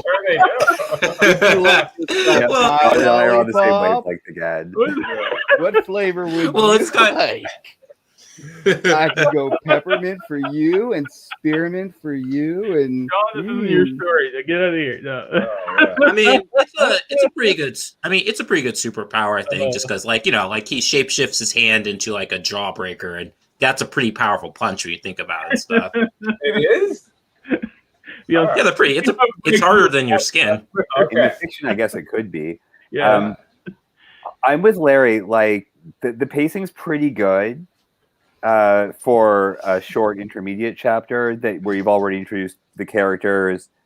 Presumably, you have some other balls in the air that aren't. I want to be the next Hokage. So hopefully that's running. And you certainly introduce a location that is rife with opportunity for conflict. And you trap them all in it. So that was very effective. Yeah. I also like that the principal's just like a normal guy. Everybody else is all weird. That's funny. Yeah. All right. So I'm going to ditto the positive comments. Yeah. Pacing seemed pretty good. We have to spend some time. We spend the entire 10 pages, whatever, with Duck and Herschel. We see them getting introduced to each other and getting introduced to a new school, and a very nice principal who suggests they might want to think about following the rules, maybe. Maybe. And later on, when they're heroes, maybe they might want to help people. Who knows? Up to you guys, which way you want to go? Yeah. I mean, you go out of here, go into the great world, help yourselves, Yeah. Maybe somebody else. You know? I'm a morally gray professor. So, Yeah. I mean, he's got like I said, I don't know. He's like, I don't know. The principal's pretty, I guess you could say, pretty liberal and stuff. You know, like he's like, make your choice, boys and stuff. Villain, superhero. Yeah. Well, I don't think being a villain, just like, you know, you don't have to become a superhero just because you have superpowers. All right. So now I'm going to go to constructors. I don't know what the conflict is which is driving the story. I thought it was pretty obvious he wants to become the next superhero, but okay, so if that's the conflict, then 10 pages of wow, golly gee, I'm in a super cool school, and gee, I'm gonna be a superhero. No, I'm gonna be one better than you. I feel like is inefficient. I was gonna say, in anime terms, we would call this a filler episode. Yeah, so, like it felt very much like there's a school here. Yeah. Neat. So it's just, you know, let's see the sights and sounds and not really do anything. But yeah. Right. Yeah, I feel like basically these are kind of setup chapters, which you can definitely call filler, but the conflict would be ahead and stuff. Yeah. What I would say, all right, is just try it. Think to where, my story really takes off here, and just try and get there as quick as you can. Yeah. Like if it's me, I want to open where it's interesting, and then I'll fill you in on the details of how we got here later on. But you know, when you got these chapters where we're going to drop in some exposition here on the audience. You know, here's a school, here's Herschel, here's Doc. Herschel can turn into candy. That's kind of weird. We have this principal who seems like he doesn't really give a shit. You know. Okay. I mean, the audience now understands more about the world, but it wasn't a rewarding journey to get there. You know, we sat through a lot of golly geez. I don't know. Golly gee Wilkers, Mr. Wilson. Yeah, that's what it felt like. Mr. Wilson is the cool school. To Preston's point, one of the things that you could do in this chapter to sort of help get away from that is answer the question as to why Duck and Herschel are friends. Because like Herschel just sits beside him on the bus, is like, look, you can suck my fingers. There's all kinds of homoeroticism that you just completely don't go with there. You're like, bro, like, want to suck my there's finger? no other characters that really have a major speaking role. There's not like background of like, you know, the person whose superpower is that they look like a Lovecraftian horror, but actually that's the cute girl. Yeah. There's no like, well, you know, so like, why should they be friends? Like, what do they talk about aside from Uji golly wow? What if they have something in common, like, you know, their parents are dead or whatever, right? Give us a reason to assume these characters will bond instead of just ending up in the top of the class because he's got superpowers, and then the bottom of the class because he's like the milk guy from Misfits. And like, not saying you can't make anything a good superpower because the milk guy from Misfits, but I mean, like, why are they friends? What do they talk about? What are the rules? You can still like show us what it is that their challenges are going to be now. Aside from it seems like this place is almost a prison. Take everyone with superpowers. There's this griffin outside that will probably murder them if they try to escape.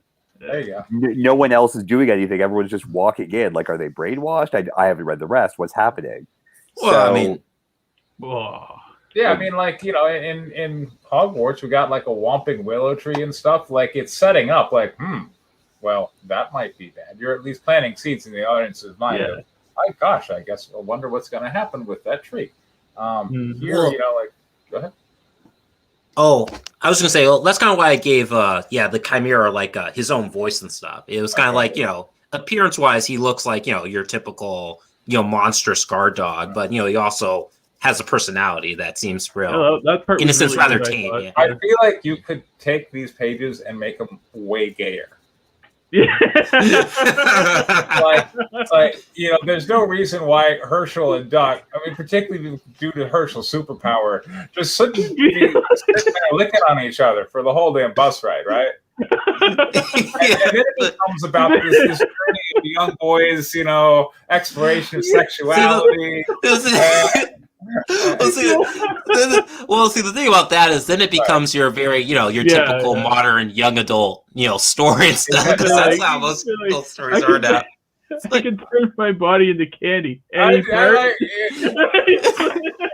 Well, sure, but like, why isn't Duck flying into the main entrance? And why is he walking? What's he walking for? Why does he even need to take the bus?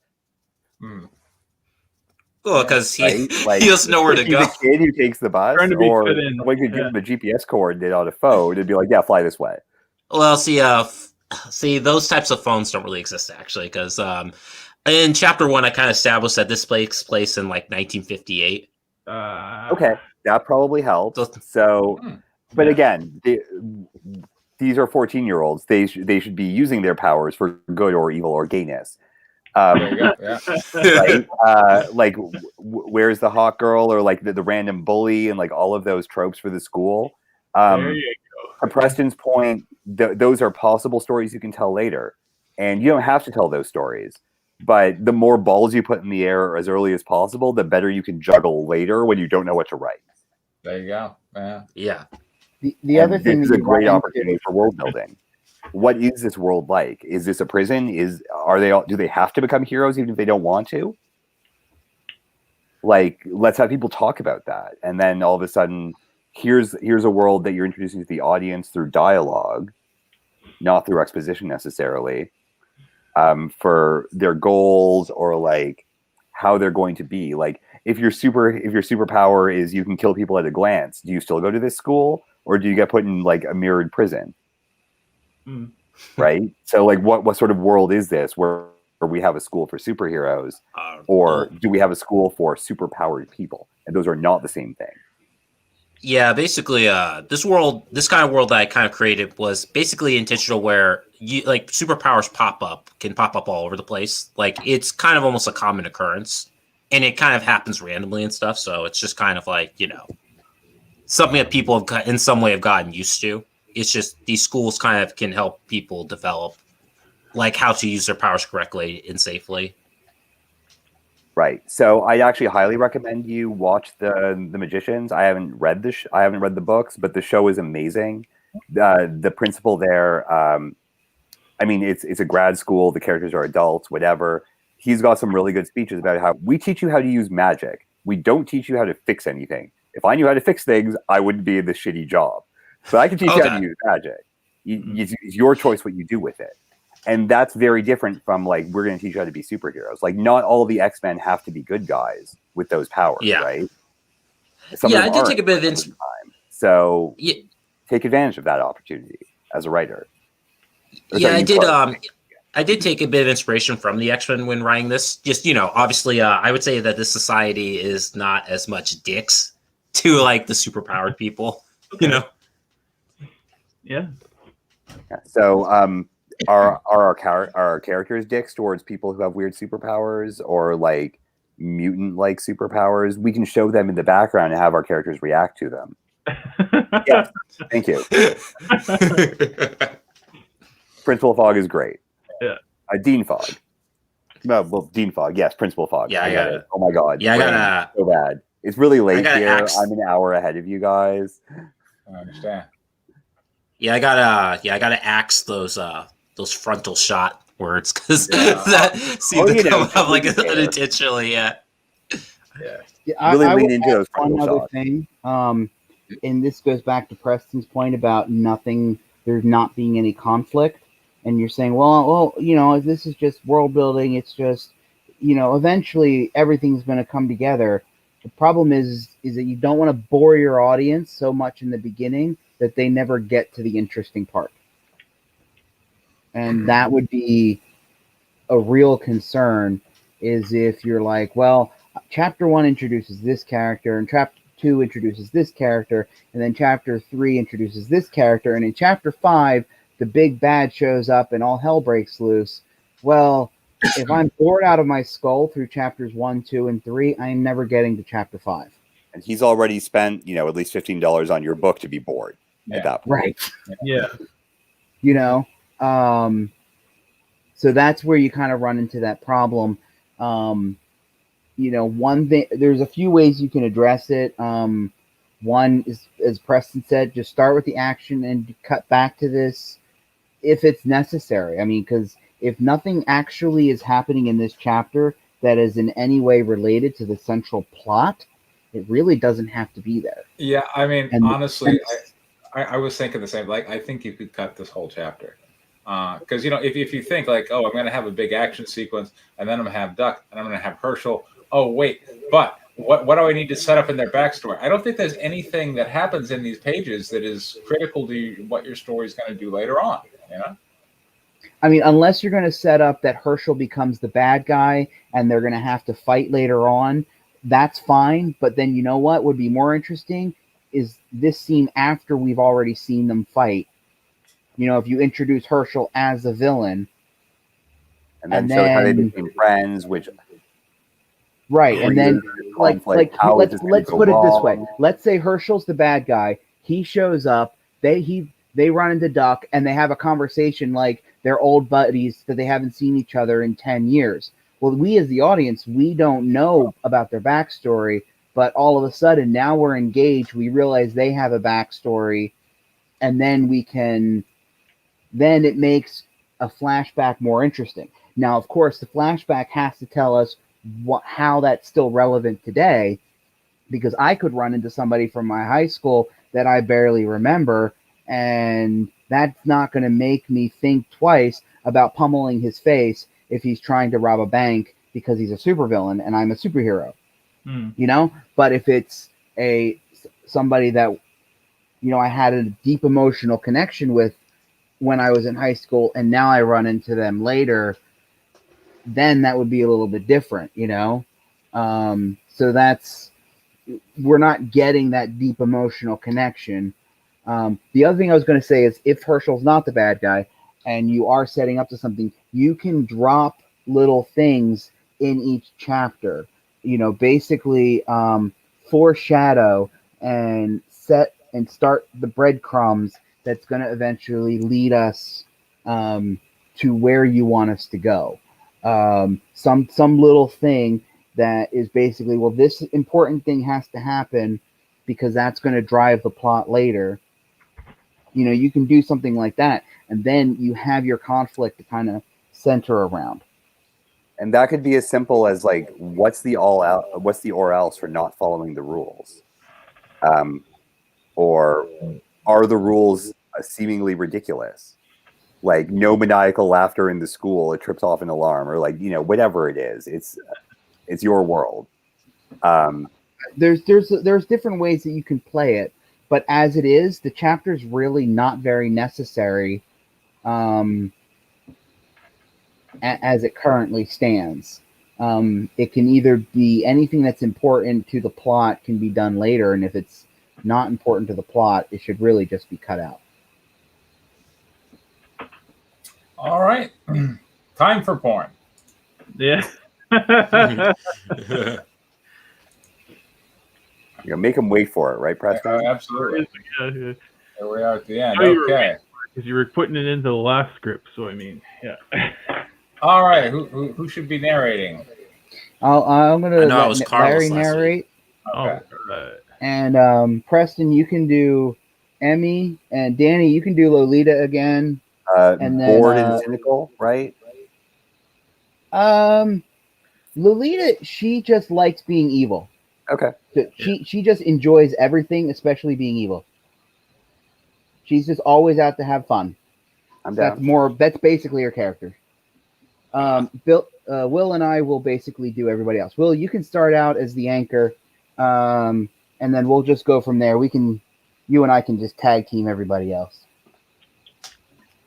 Okay. All right. Don't forget those frontal shots. Oh yeah. There's a lot of frontal shots in this, I'm sure. Yeah. Oh yes. Yes. All right. So we got interior warehouse, lounge. Carlos and a few of his thugs hang about the lounge. Some of them play poker, others drink beer and smoke. The TV plays the news. Police have released the name of the suspect believed to be involved in the two brutal murders. Angle TV. Emmy's mugshot is shown on the screen. Emerald May Riley, age 17. Carlos and the thugs stare at the screen, recognizing Emmy immediately. Anyone with information on the suspect's whereabouts are to call 911 immediately. She is considered armed and extremely dangerous. The man Lolita raped barges into the room. Carlos, the girl, the girl! Carlos smiles, staring at the screen. I think our price just doubled. A hand taps the man's shoulder. He turns, seeing Emmy stand behind him with black eyes. Lolita leaps from Emmy's body, kicking the man, sending him flying across the room. The thugs draw pistols, open fire. Lolita spins. Bullets bounce off her skin. She extends her wings. The tiny claws strike at them, cutting arteries. A claw slashes Carlos across the throat. He grabs his neck as blood gushes from the wound. Lolita! What? Lolita runs to Carlos' side, attempting to nurse his wounds. I'm sure the police would have liked him alive. I'm sure he would have liked you dead. Carlos bleeds to death. No kidding, or no killing. You're no fun. Emmy grabs Carlos' cell phone, stands up, she dials 911. 911, what is the nature of your emergency? Help. I've been kidnapped. I'm locked in some kind of warehouse near the docks. Can you tell me your location? Shit, I hear them coming. Emmy slides the phone across the floor, leaving the call active. Emmy. Let's go find the others. Exterior docks night. Several teens and children, ages 10 to 6, stand in a row, hands zip-tied. The only adult is Sister Esther. A boat pulls into the dock. Alfred Cohen, a dapper man in a tailored suit, steps off the boat, followed by several more thugs. They meet with the thugs standing by the captives. Hey, where's Carlos? I'll go fetch him. Cohen eyes the captives up and down. He walks to Sister Esther. A bona fide nun. Huh. I've had frequent requests. Looks like Carlos came through this time. John, is that your echo? It is. I can see his mic moving. All right, hold on. Can you mute yourself until you want to talk? Because otherwise we're getting an echo on like every line. There you go. Oh, that feels so good. All right, so we got the Cohen, and it's next to Sister Esther, a young girl about 10. Cohen kneels down, touches her cheek. Ain't you a cutie? I might just have to keep you for myself. The girl recoils backwards. A thug shoves her back in line, I'm assuming. Yeah. Yes, back in line. Okay, yes. Sounds of struggle can be heard near the warehouse. Cohen stands up, looks on. A silhouette of a figure walking towards him becomes apparent. Carlos? Emmy walks from the shadows, approaching the yacht. This would be a lot easier if you let me kill them. No. What if they leave me no choice? You're bulletproof, right? Only thing that can pierce my skin is an angelic blade. So you're not in danger. You are. Emmy steps from the shadows, stopping several yards from Cohen. The thugs exchange glances. Sister Esther recognizes her. Throw down your weapons and peacefully surrender, and none of you will get hurt. The thugs look at Cohen. Cohen bursts out laughing. You're funny, little girl. He waves to two of his thugs to apprehend her. They shoulder their submachine guns and walk to Emmy. I hope you're limber. The thug Anyway. The thug reaches out his arm to grab Emmy. Emmy's eyes glick to black. Emmy grabs his hand, twists his arm, snapping bones. She strikes him in the throat, causing him to cough blood. The other thug reaches out. Emmy grabs his arm, breaks it, then kicks him in the knee, shattering his kneecap. She punches him in the back of the neck, dropping him to the ground. Ah, fuck it, kill her. The thugs raise their submachine guns. Lolita passes out of Emmy, wrapping her rings around her as the machine guns fire. The bullets bounce off Lolita's back and wings. Now can I kill them? No. The machine guns run dry. The thugs reload. Lolita turns to them, hisses. Cohen's eyes go wide at the sight of her. Holy fucking shit! The thugs reload, open fire on Lolita. She simply mows through them, breaking bones and throwing them far and wide. Cohen runs back to his yacht. Emmy chases after him. I know I'm a Texan, but when we went from submachine guns and then they kind of got upgraded to machine guns. Yeah, isn't that fun? I feel like we should stick to submachine guns. When you start using machine guns, they're transforming guns. Yeah, you sound like somebody who doesn't know guns. Well, that's probably the case, but anyway. I understand. I type at 85 words a minute. Sometimes my hands and my brain don't move at the same speed. I'm with you. People mix those up quite often. I mean, just look at the news. But anyway, yeah. They're supposed to be wielding like MP5s or something similar. Right. Okay. Yeah. So boom, boom, boom, boom, boom. Anyway, so exterior, Cohen's yacht. Cohen grabs his phone. Get us the fuck out of here! Emmy leaps onto the boat, tackling Cohen. Cohen stumbles, throws Emmy to the ground. You're so fucking dead. Cohen closes in on Emmy. She kicks and struggles, but he overpowers her. He grabs her by the hair, shoving her to the ground. The yacht starts moving away from the dock. Emmy scratches Cohen's face with her nails. Cohen punches her in the head, dazing her. Ow. I'm going to fuck you, then I'm going to kill you, and then I'm going to fuck your corpse. Cohen throws pretty good. Yeah. That was my script. Cohen throws Emmy across one of the benches, reached under her skirt, and pulls down her panties. Here we go. Yeah. Docs. Several police cars arrive with lights and sirens surrounding the area. Cohen's yacht. Cohen pins Emmy with one hand, strokes his dick with the other, and rams her in the ass. Lolita sweeps kicks Cohen, throwing across his deck. Okay. I have this look on my face now, but I have to read this. Yes. I already called dibs on Eddie's. Yes, that's a good one. All right, Lolita grabs his balls, crushing them. Ouch. Then shoves him across the deck, sending him falling into a pool located at the rear of the lot. He'd be dead anyway. Good lord, son. Emmy collapses on the floor, shaking. Lolita changes into human form, putting her arms around Emmy. It's okay, sweetie. I'm here. She looks up as the police lights take over the docks. From the water, Coast Guard cutter cuts them off. We gotta get out of here. Lolita and Emmy stand up. Emmy notices Cohen's face down in the pool. Come on. If anyone deserves to... Emmy walks to the pool, pulls Cohen to the edge. He is unconscious. I think he'd be more than unconscious at that point, but anyway.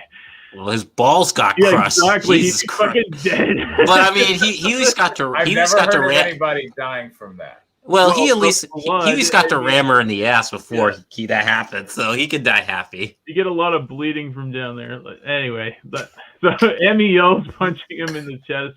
He spits out water, coughing. Emmy steps back as Cohen catches his breath. I have to believe that even the worst shitbag can be redeemed. Wow! Oh God!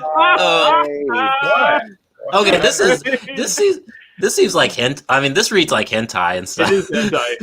This is exactly how female characters in hentai act. This is hentai. So okay. Emmy turns to Lolita, eyes tearing.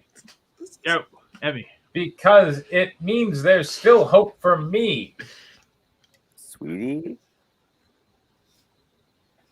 Shut down your engines and prepare to be boarded.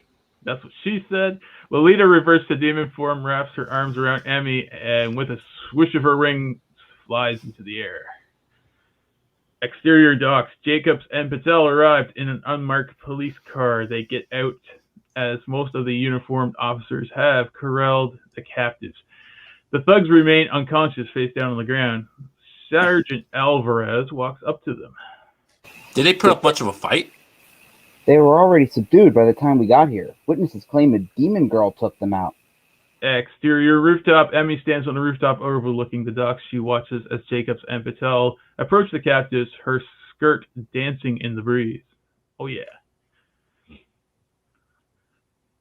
It was like a guardian demon. Emmy smiles. Docks. Joel and Tatiana pull up in their black SUV.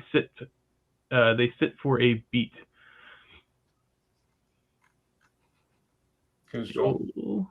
Joel. Whatever happened here? What? Long here over. Sorry. All right. Okay. Two people are Joel. Yes. Joel turns to the vehicle around, but Tatiana stares back until they are out of sight.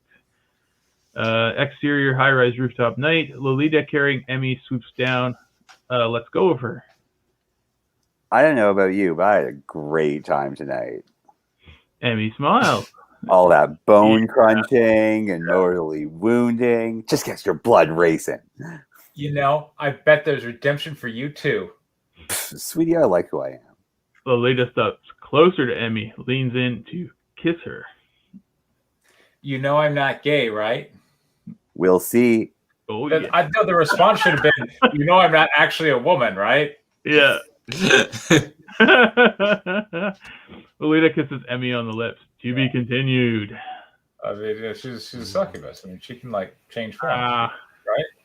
Yeah. She has two forms, demon form and human form. Oh, okay. That's not fun. Aw.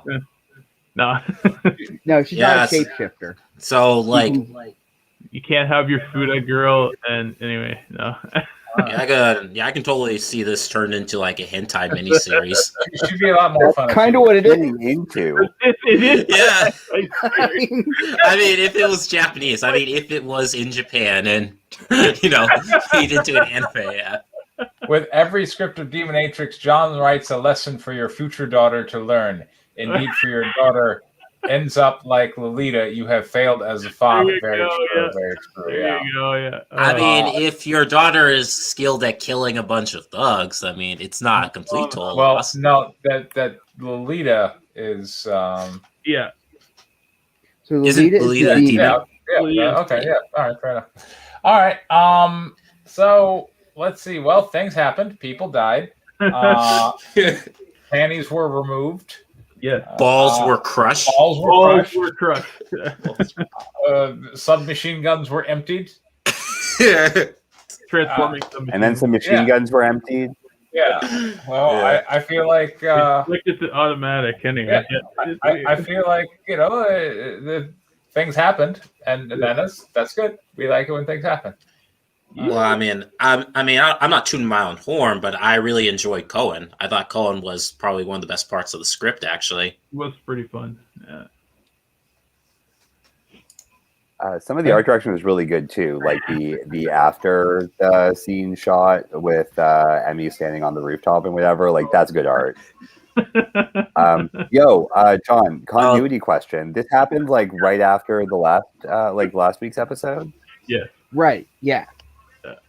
Okay, This so was her. didn't she already have like a near rape in the last episode? Were her panties on or off after that? I'm very Look, if you go and watch Alias, Sidney Bristow gets captured and interrogated every episode. Yes. That's not the same thing as magically appearing, disappearing panties, and you know that. Oh, okay. First of He all, wasn't- in hentai, this is very common. This is a very common trope.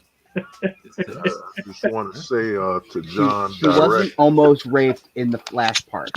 And No, Lolita stepped in and raped the dude that was going to rape her. Right. Yeah. Okay. I just want to speak on behalf of Fathers Anonymous that any man whose daughter ends up like Lolita is a failure as a father. And There you go. I just Well, want to it's say like, that message. It's like Chris Rock always said, your father's number one job is to keep his daughter off the pole. Off the phone. So Cohen is still alive, right? Or is he dead? No, he's still alive. Apparently. Okay. So, like, can his balls grow back, or is that permanent? No, he's basically castrated. Shit. Yeah. They don't grow back, my friend. Okay, this is a fictional world, so it could have that. No. Well, I mean, at least you got one last go around before it happened and stuff. All right, Moby, thoughts? I just want to say, just remember John's slogan to all the janitors out there: if you don't do a good job, you'll get a broom shoved up your ass. All right, Larry. What were we thinking? Pacing was really good. Character dialogue was good. I don't really have any criticisms or anything this time because I think you need to clean a few of the things up. You mentioned last time the guy she left alive. Well, I mean, I guess it kind of works in this context now, right? Because he burst into the room and then sort of right. I didn't want if I had the conversation about her not killing earlier, then I wanted the big scene of Lolita basically going in and slaughtering a bunch of people. Yeah. So I can't do that after they have the conversation where Emmy says don't kill anybody. So now it works. Like, I know last week Preston criticized that quite a bit. He said, right. And that's why I said the reason she doesn't kill him is plot. Yeah. Because I wanted to move that conversation later. Because if she killed him, then the conversation would have happened there, and the following scene wouldn't have happened, and I wanted the following scene to happen because I wanted people to see how deadly that Lolita is. Great. And then, of course, I have to plot convenience this whole no-killing subplot. Otherwise, every plot is going to end with Lolita killing somebody. Every plot. I mean, given that every plot starts with an attempted rape, I don't see the problem there. I was waiting for that, Danny. I was waiting for that. So, like, yeah, because I was just kind of. Hold up. Danny. Oh. Positives.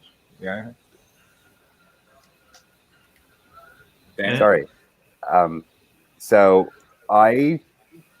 Thinking about the plot, I was thinking, to Mulby's point, like the violence is fine and the no killing is a fine plot point.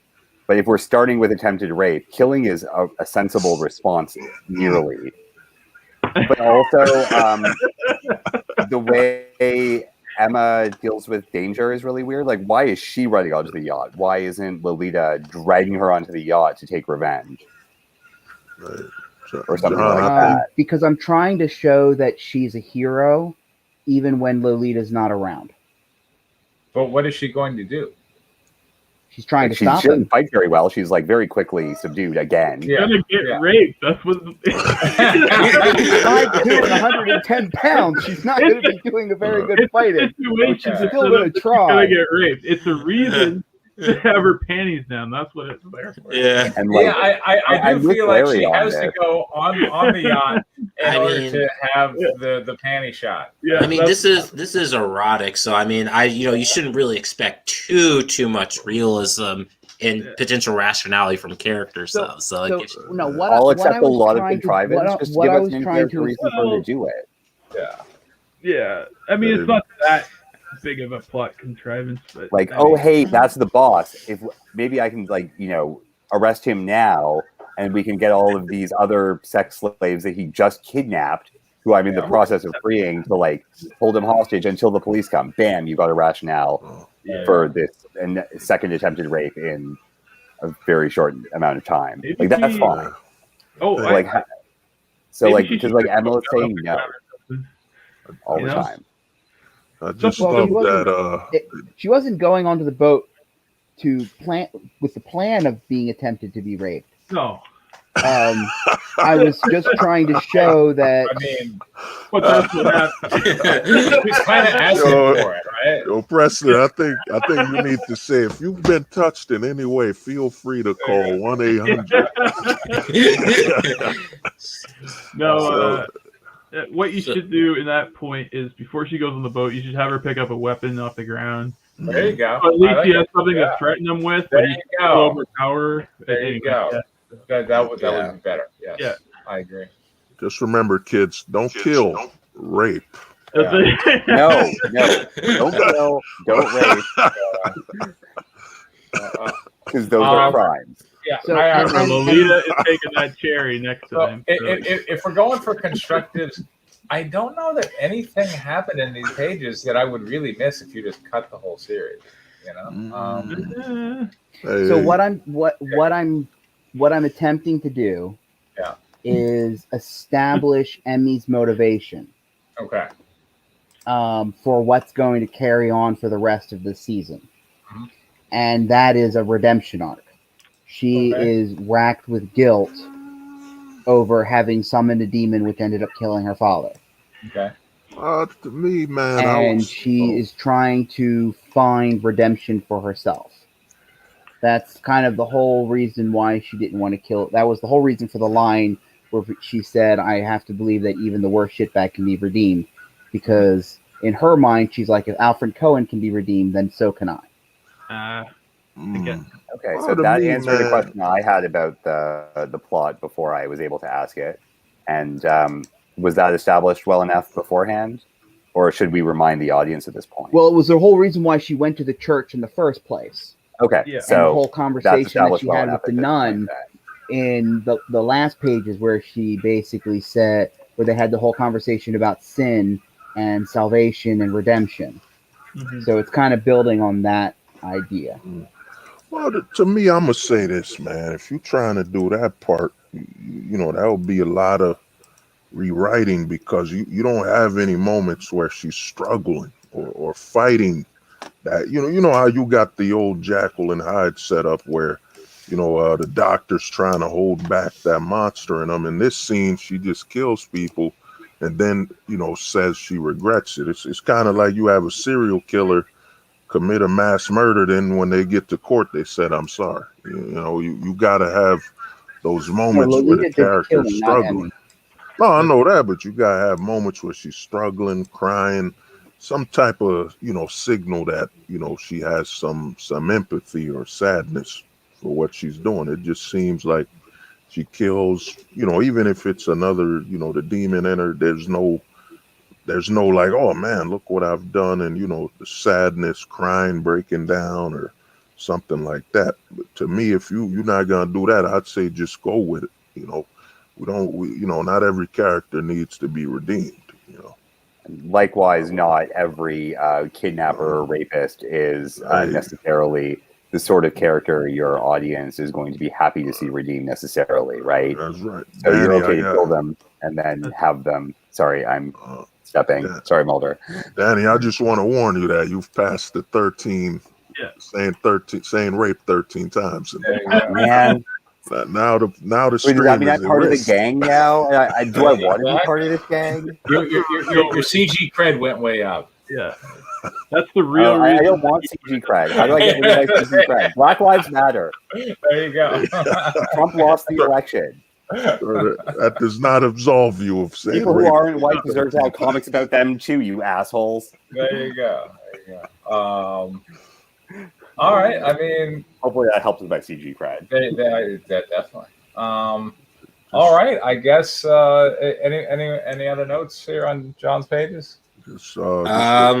I guess my curious question is, like, I mean, maybe I missed a couple of other pages because, you know, there's a stretch I didn't show up in the streams. Like, have you established any, like, you know, like any, like, I don't know, more to your antagonists? Because I feel like a lot of times the antagonists just seem like they're obstacles, then they get beaten the crap out of or killed. I know I've said this before. I'm just going to say no. I don't like Lolita. Like, I feel like as a villain, she's pretty flat. She's not a villain. Okay, as a contagonist, she's pretty flat. Yeah. Oh, I was just wondering if you had any other guys besides these different criminals that just get. There's the angel characters who are probably going to be the main antagonists. Those characters are cool. Oh, okay. I must have missed that one then. Yeah. The angel characters are the main antagonists of the season. Mm-hmm. Everybody else is just the villain of the week. Okay. So canon fodder, I had a whole big scene that was like 15 pages with Alfred Cohen on his boat in international waters that was basically a Jeffrey Epstein style party. Hey, don't say Oh. that last name. You're gonna get this stream And pulled. the 10-year-old girl was actually had more parts. And then basically Lolita went on a massive killing spree and killed everybody on the boat. That's right. But Okay.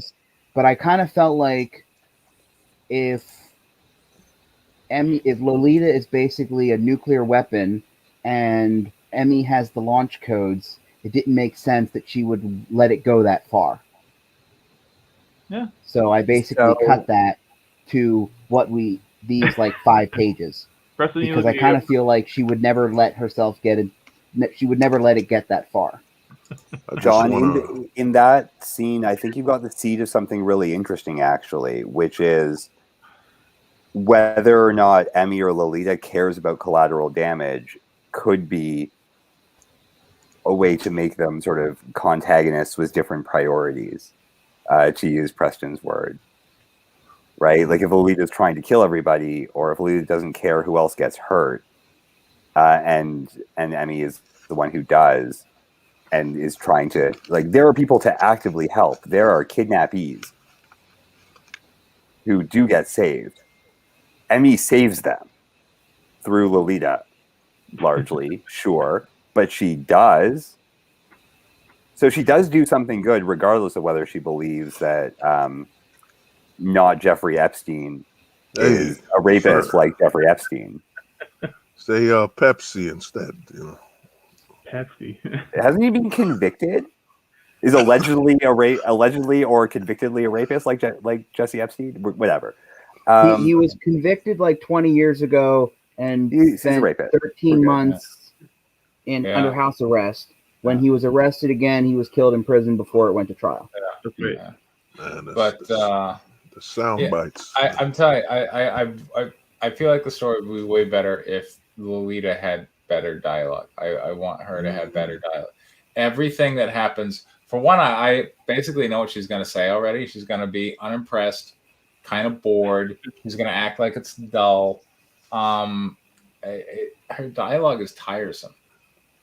Uh-oh. Yeah, you might want to read like the Toxin comics from the Spider-Man series, because his symbiote is separate entity from his host and stuff, so they have internal conversations all the time.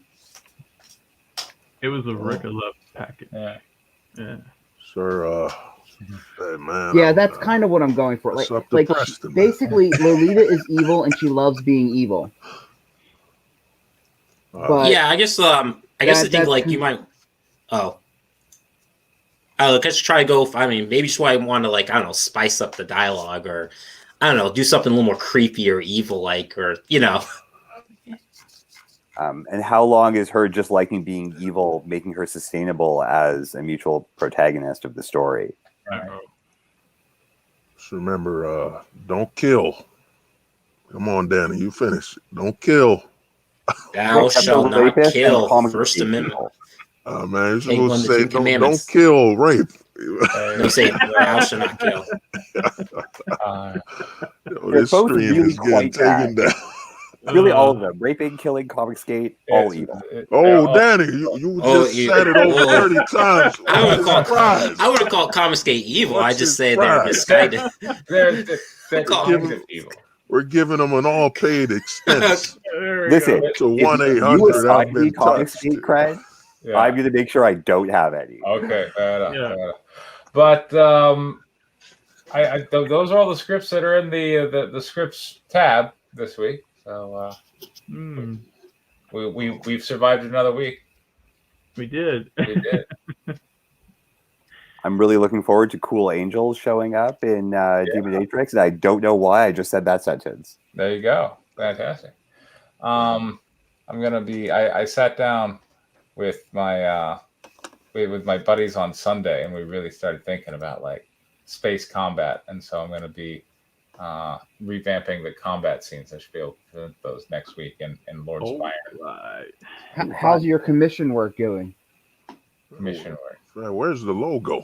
What's your thoughts on the logo for that thing? On that one, I'm like, I'm not in a big hurry one way or another. So I realized Logo? like I wanted to do Animal Farm on a boat, and so that's going to be my fantasy pirate story. Oh, right. Yeah. Anthropomorphic animals or just No, like I'm not just Animal Farm in terms of all right. So we're going to have plot, a bunch So of like the pirates. pigs are pirates. No, I'm not really. some pirates are more anything. equal than other pirates. Yes, some pirates are more equal than. See, I mean, all right. Look, pirates are there's no- historically democratic, so that could work out really interesting. yeah, that's what I'm saying. They do like black spots and stuff. There's going to be a pirate revolt because the guy who's in charge of the boat is a dick because he's a pirate captain. Of course, he's a dick. So they get rid of him. It comes with a job, yeah. Yeah, but then like they end up, and they're like, yeah, and they do it for this, equality dream of, after this we're gonna go out and we're gonna capture some treasure galleons. We're all gonna get an equal share, and it's all gonna be fair. And you know how that pirate stuff works. Okay. Out. Yeah. No, Yeah, I I read get the it. GameStop news. No, I guess what I meant was, were you going to write them as like anthropomorphic characters, or are they going to be human characters? They're gonna be human characters. Yeah. Okay. Hey man, as long as we don't have a written scene where the pirate says, "I won't kill you for my booty, but I will rape you." Yeah. I mean, I'm down for booty puns in There you general, Yeah. but rape still isn't cool. It's not. Hey, Daddy, you just said it over 40 times. Hey, Larry, I tell mean, him what if he's you- wanting. okay, Danny, you need to watch hentai. Then you'll understand that this is a common practice in these sort of fiction. You win Larry, a man, copy tell of him what he's Guinevere #1. There we go. There you go. Larry, Yeah. tell him what he's wanting. All right. I think that's like that. Those are all the scripts for this week. So next week, You know what I mean? yes, yeah. it's- Bohemia. I mean, and if in a comic strip reference, you could say like, EVS did to Nasser what Lolita did to Cohen and stuff. By Oh. crushing his balls. Sure. Crushed his balls. Just remember, Pretty much. just remember, Danny, if you say it 100 times, you'll win an all-expensive paid visit to a behind a pizzeria. Oh, come on. Oh, All right. Thanks for coming in, Danny. If you make it a third time, I'll be amazed. I've got more I'll stuff. bring more We're TV good. Matrix just for you next week. All right, Yeah, that's- John, please tell I'm me that game. I'm tentacles here. show I'll up in read the it. comic, will it? Of course. Yes. There John, has to be I No, want tentacles. unfortunately, no tentacles. How can you not have tentacles? Because God exists, not the flying spaghetti monster. All right, fine. Well, But demons have we got tentacles. other There are demons, tons. So, Yeah. Dude, Anyway, all right. Well, everybody, this has been Press Polter Pocket Comics. Thank you very much for your time. Good night, everyone. and remember, don't kill Danny.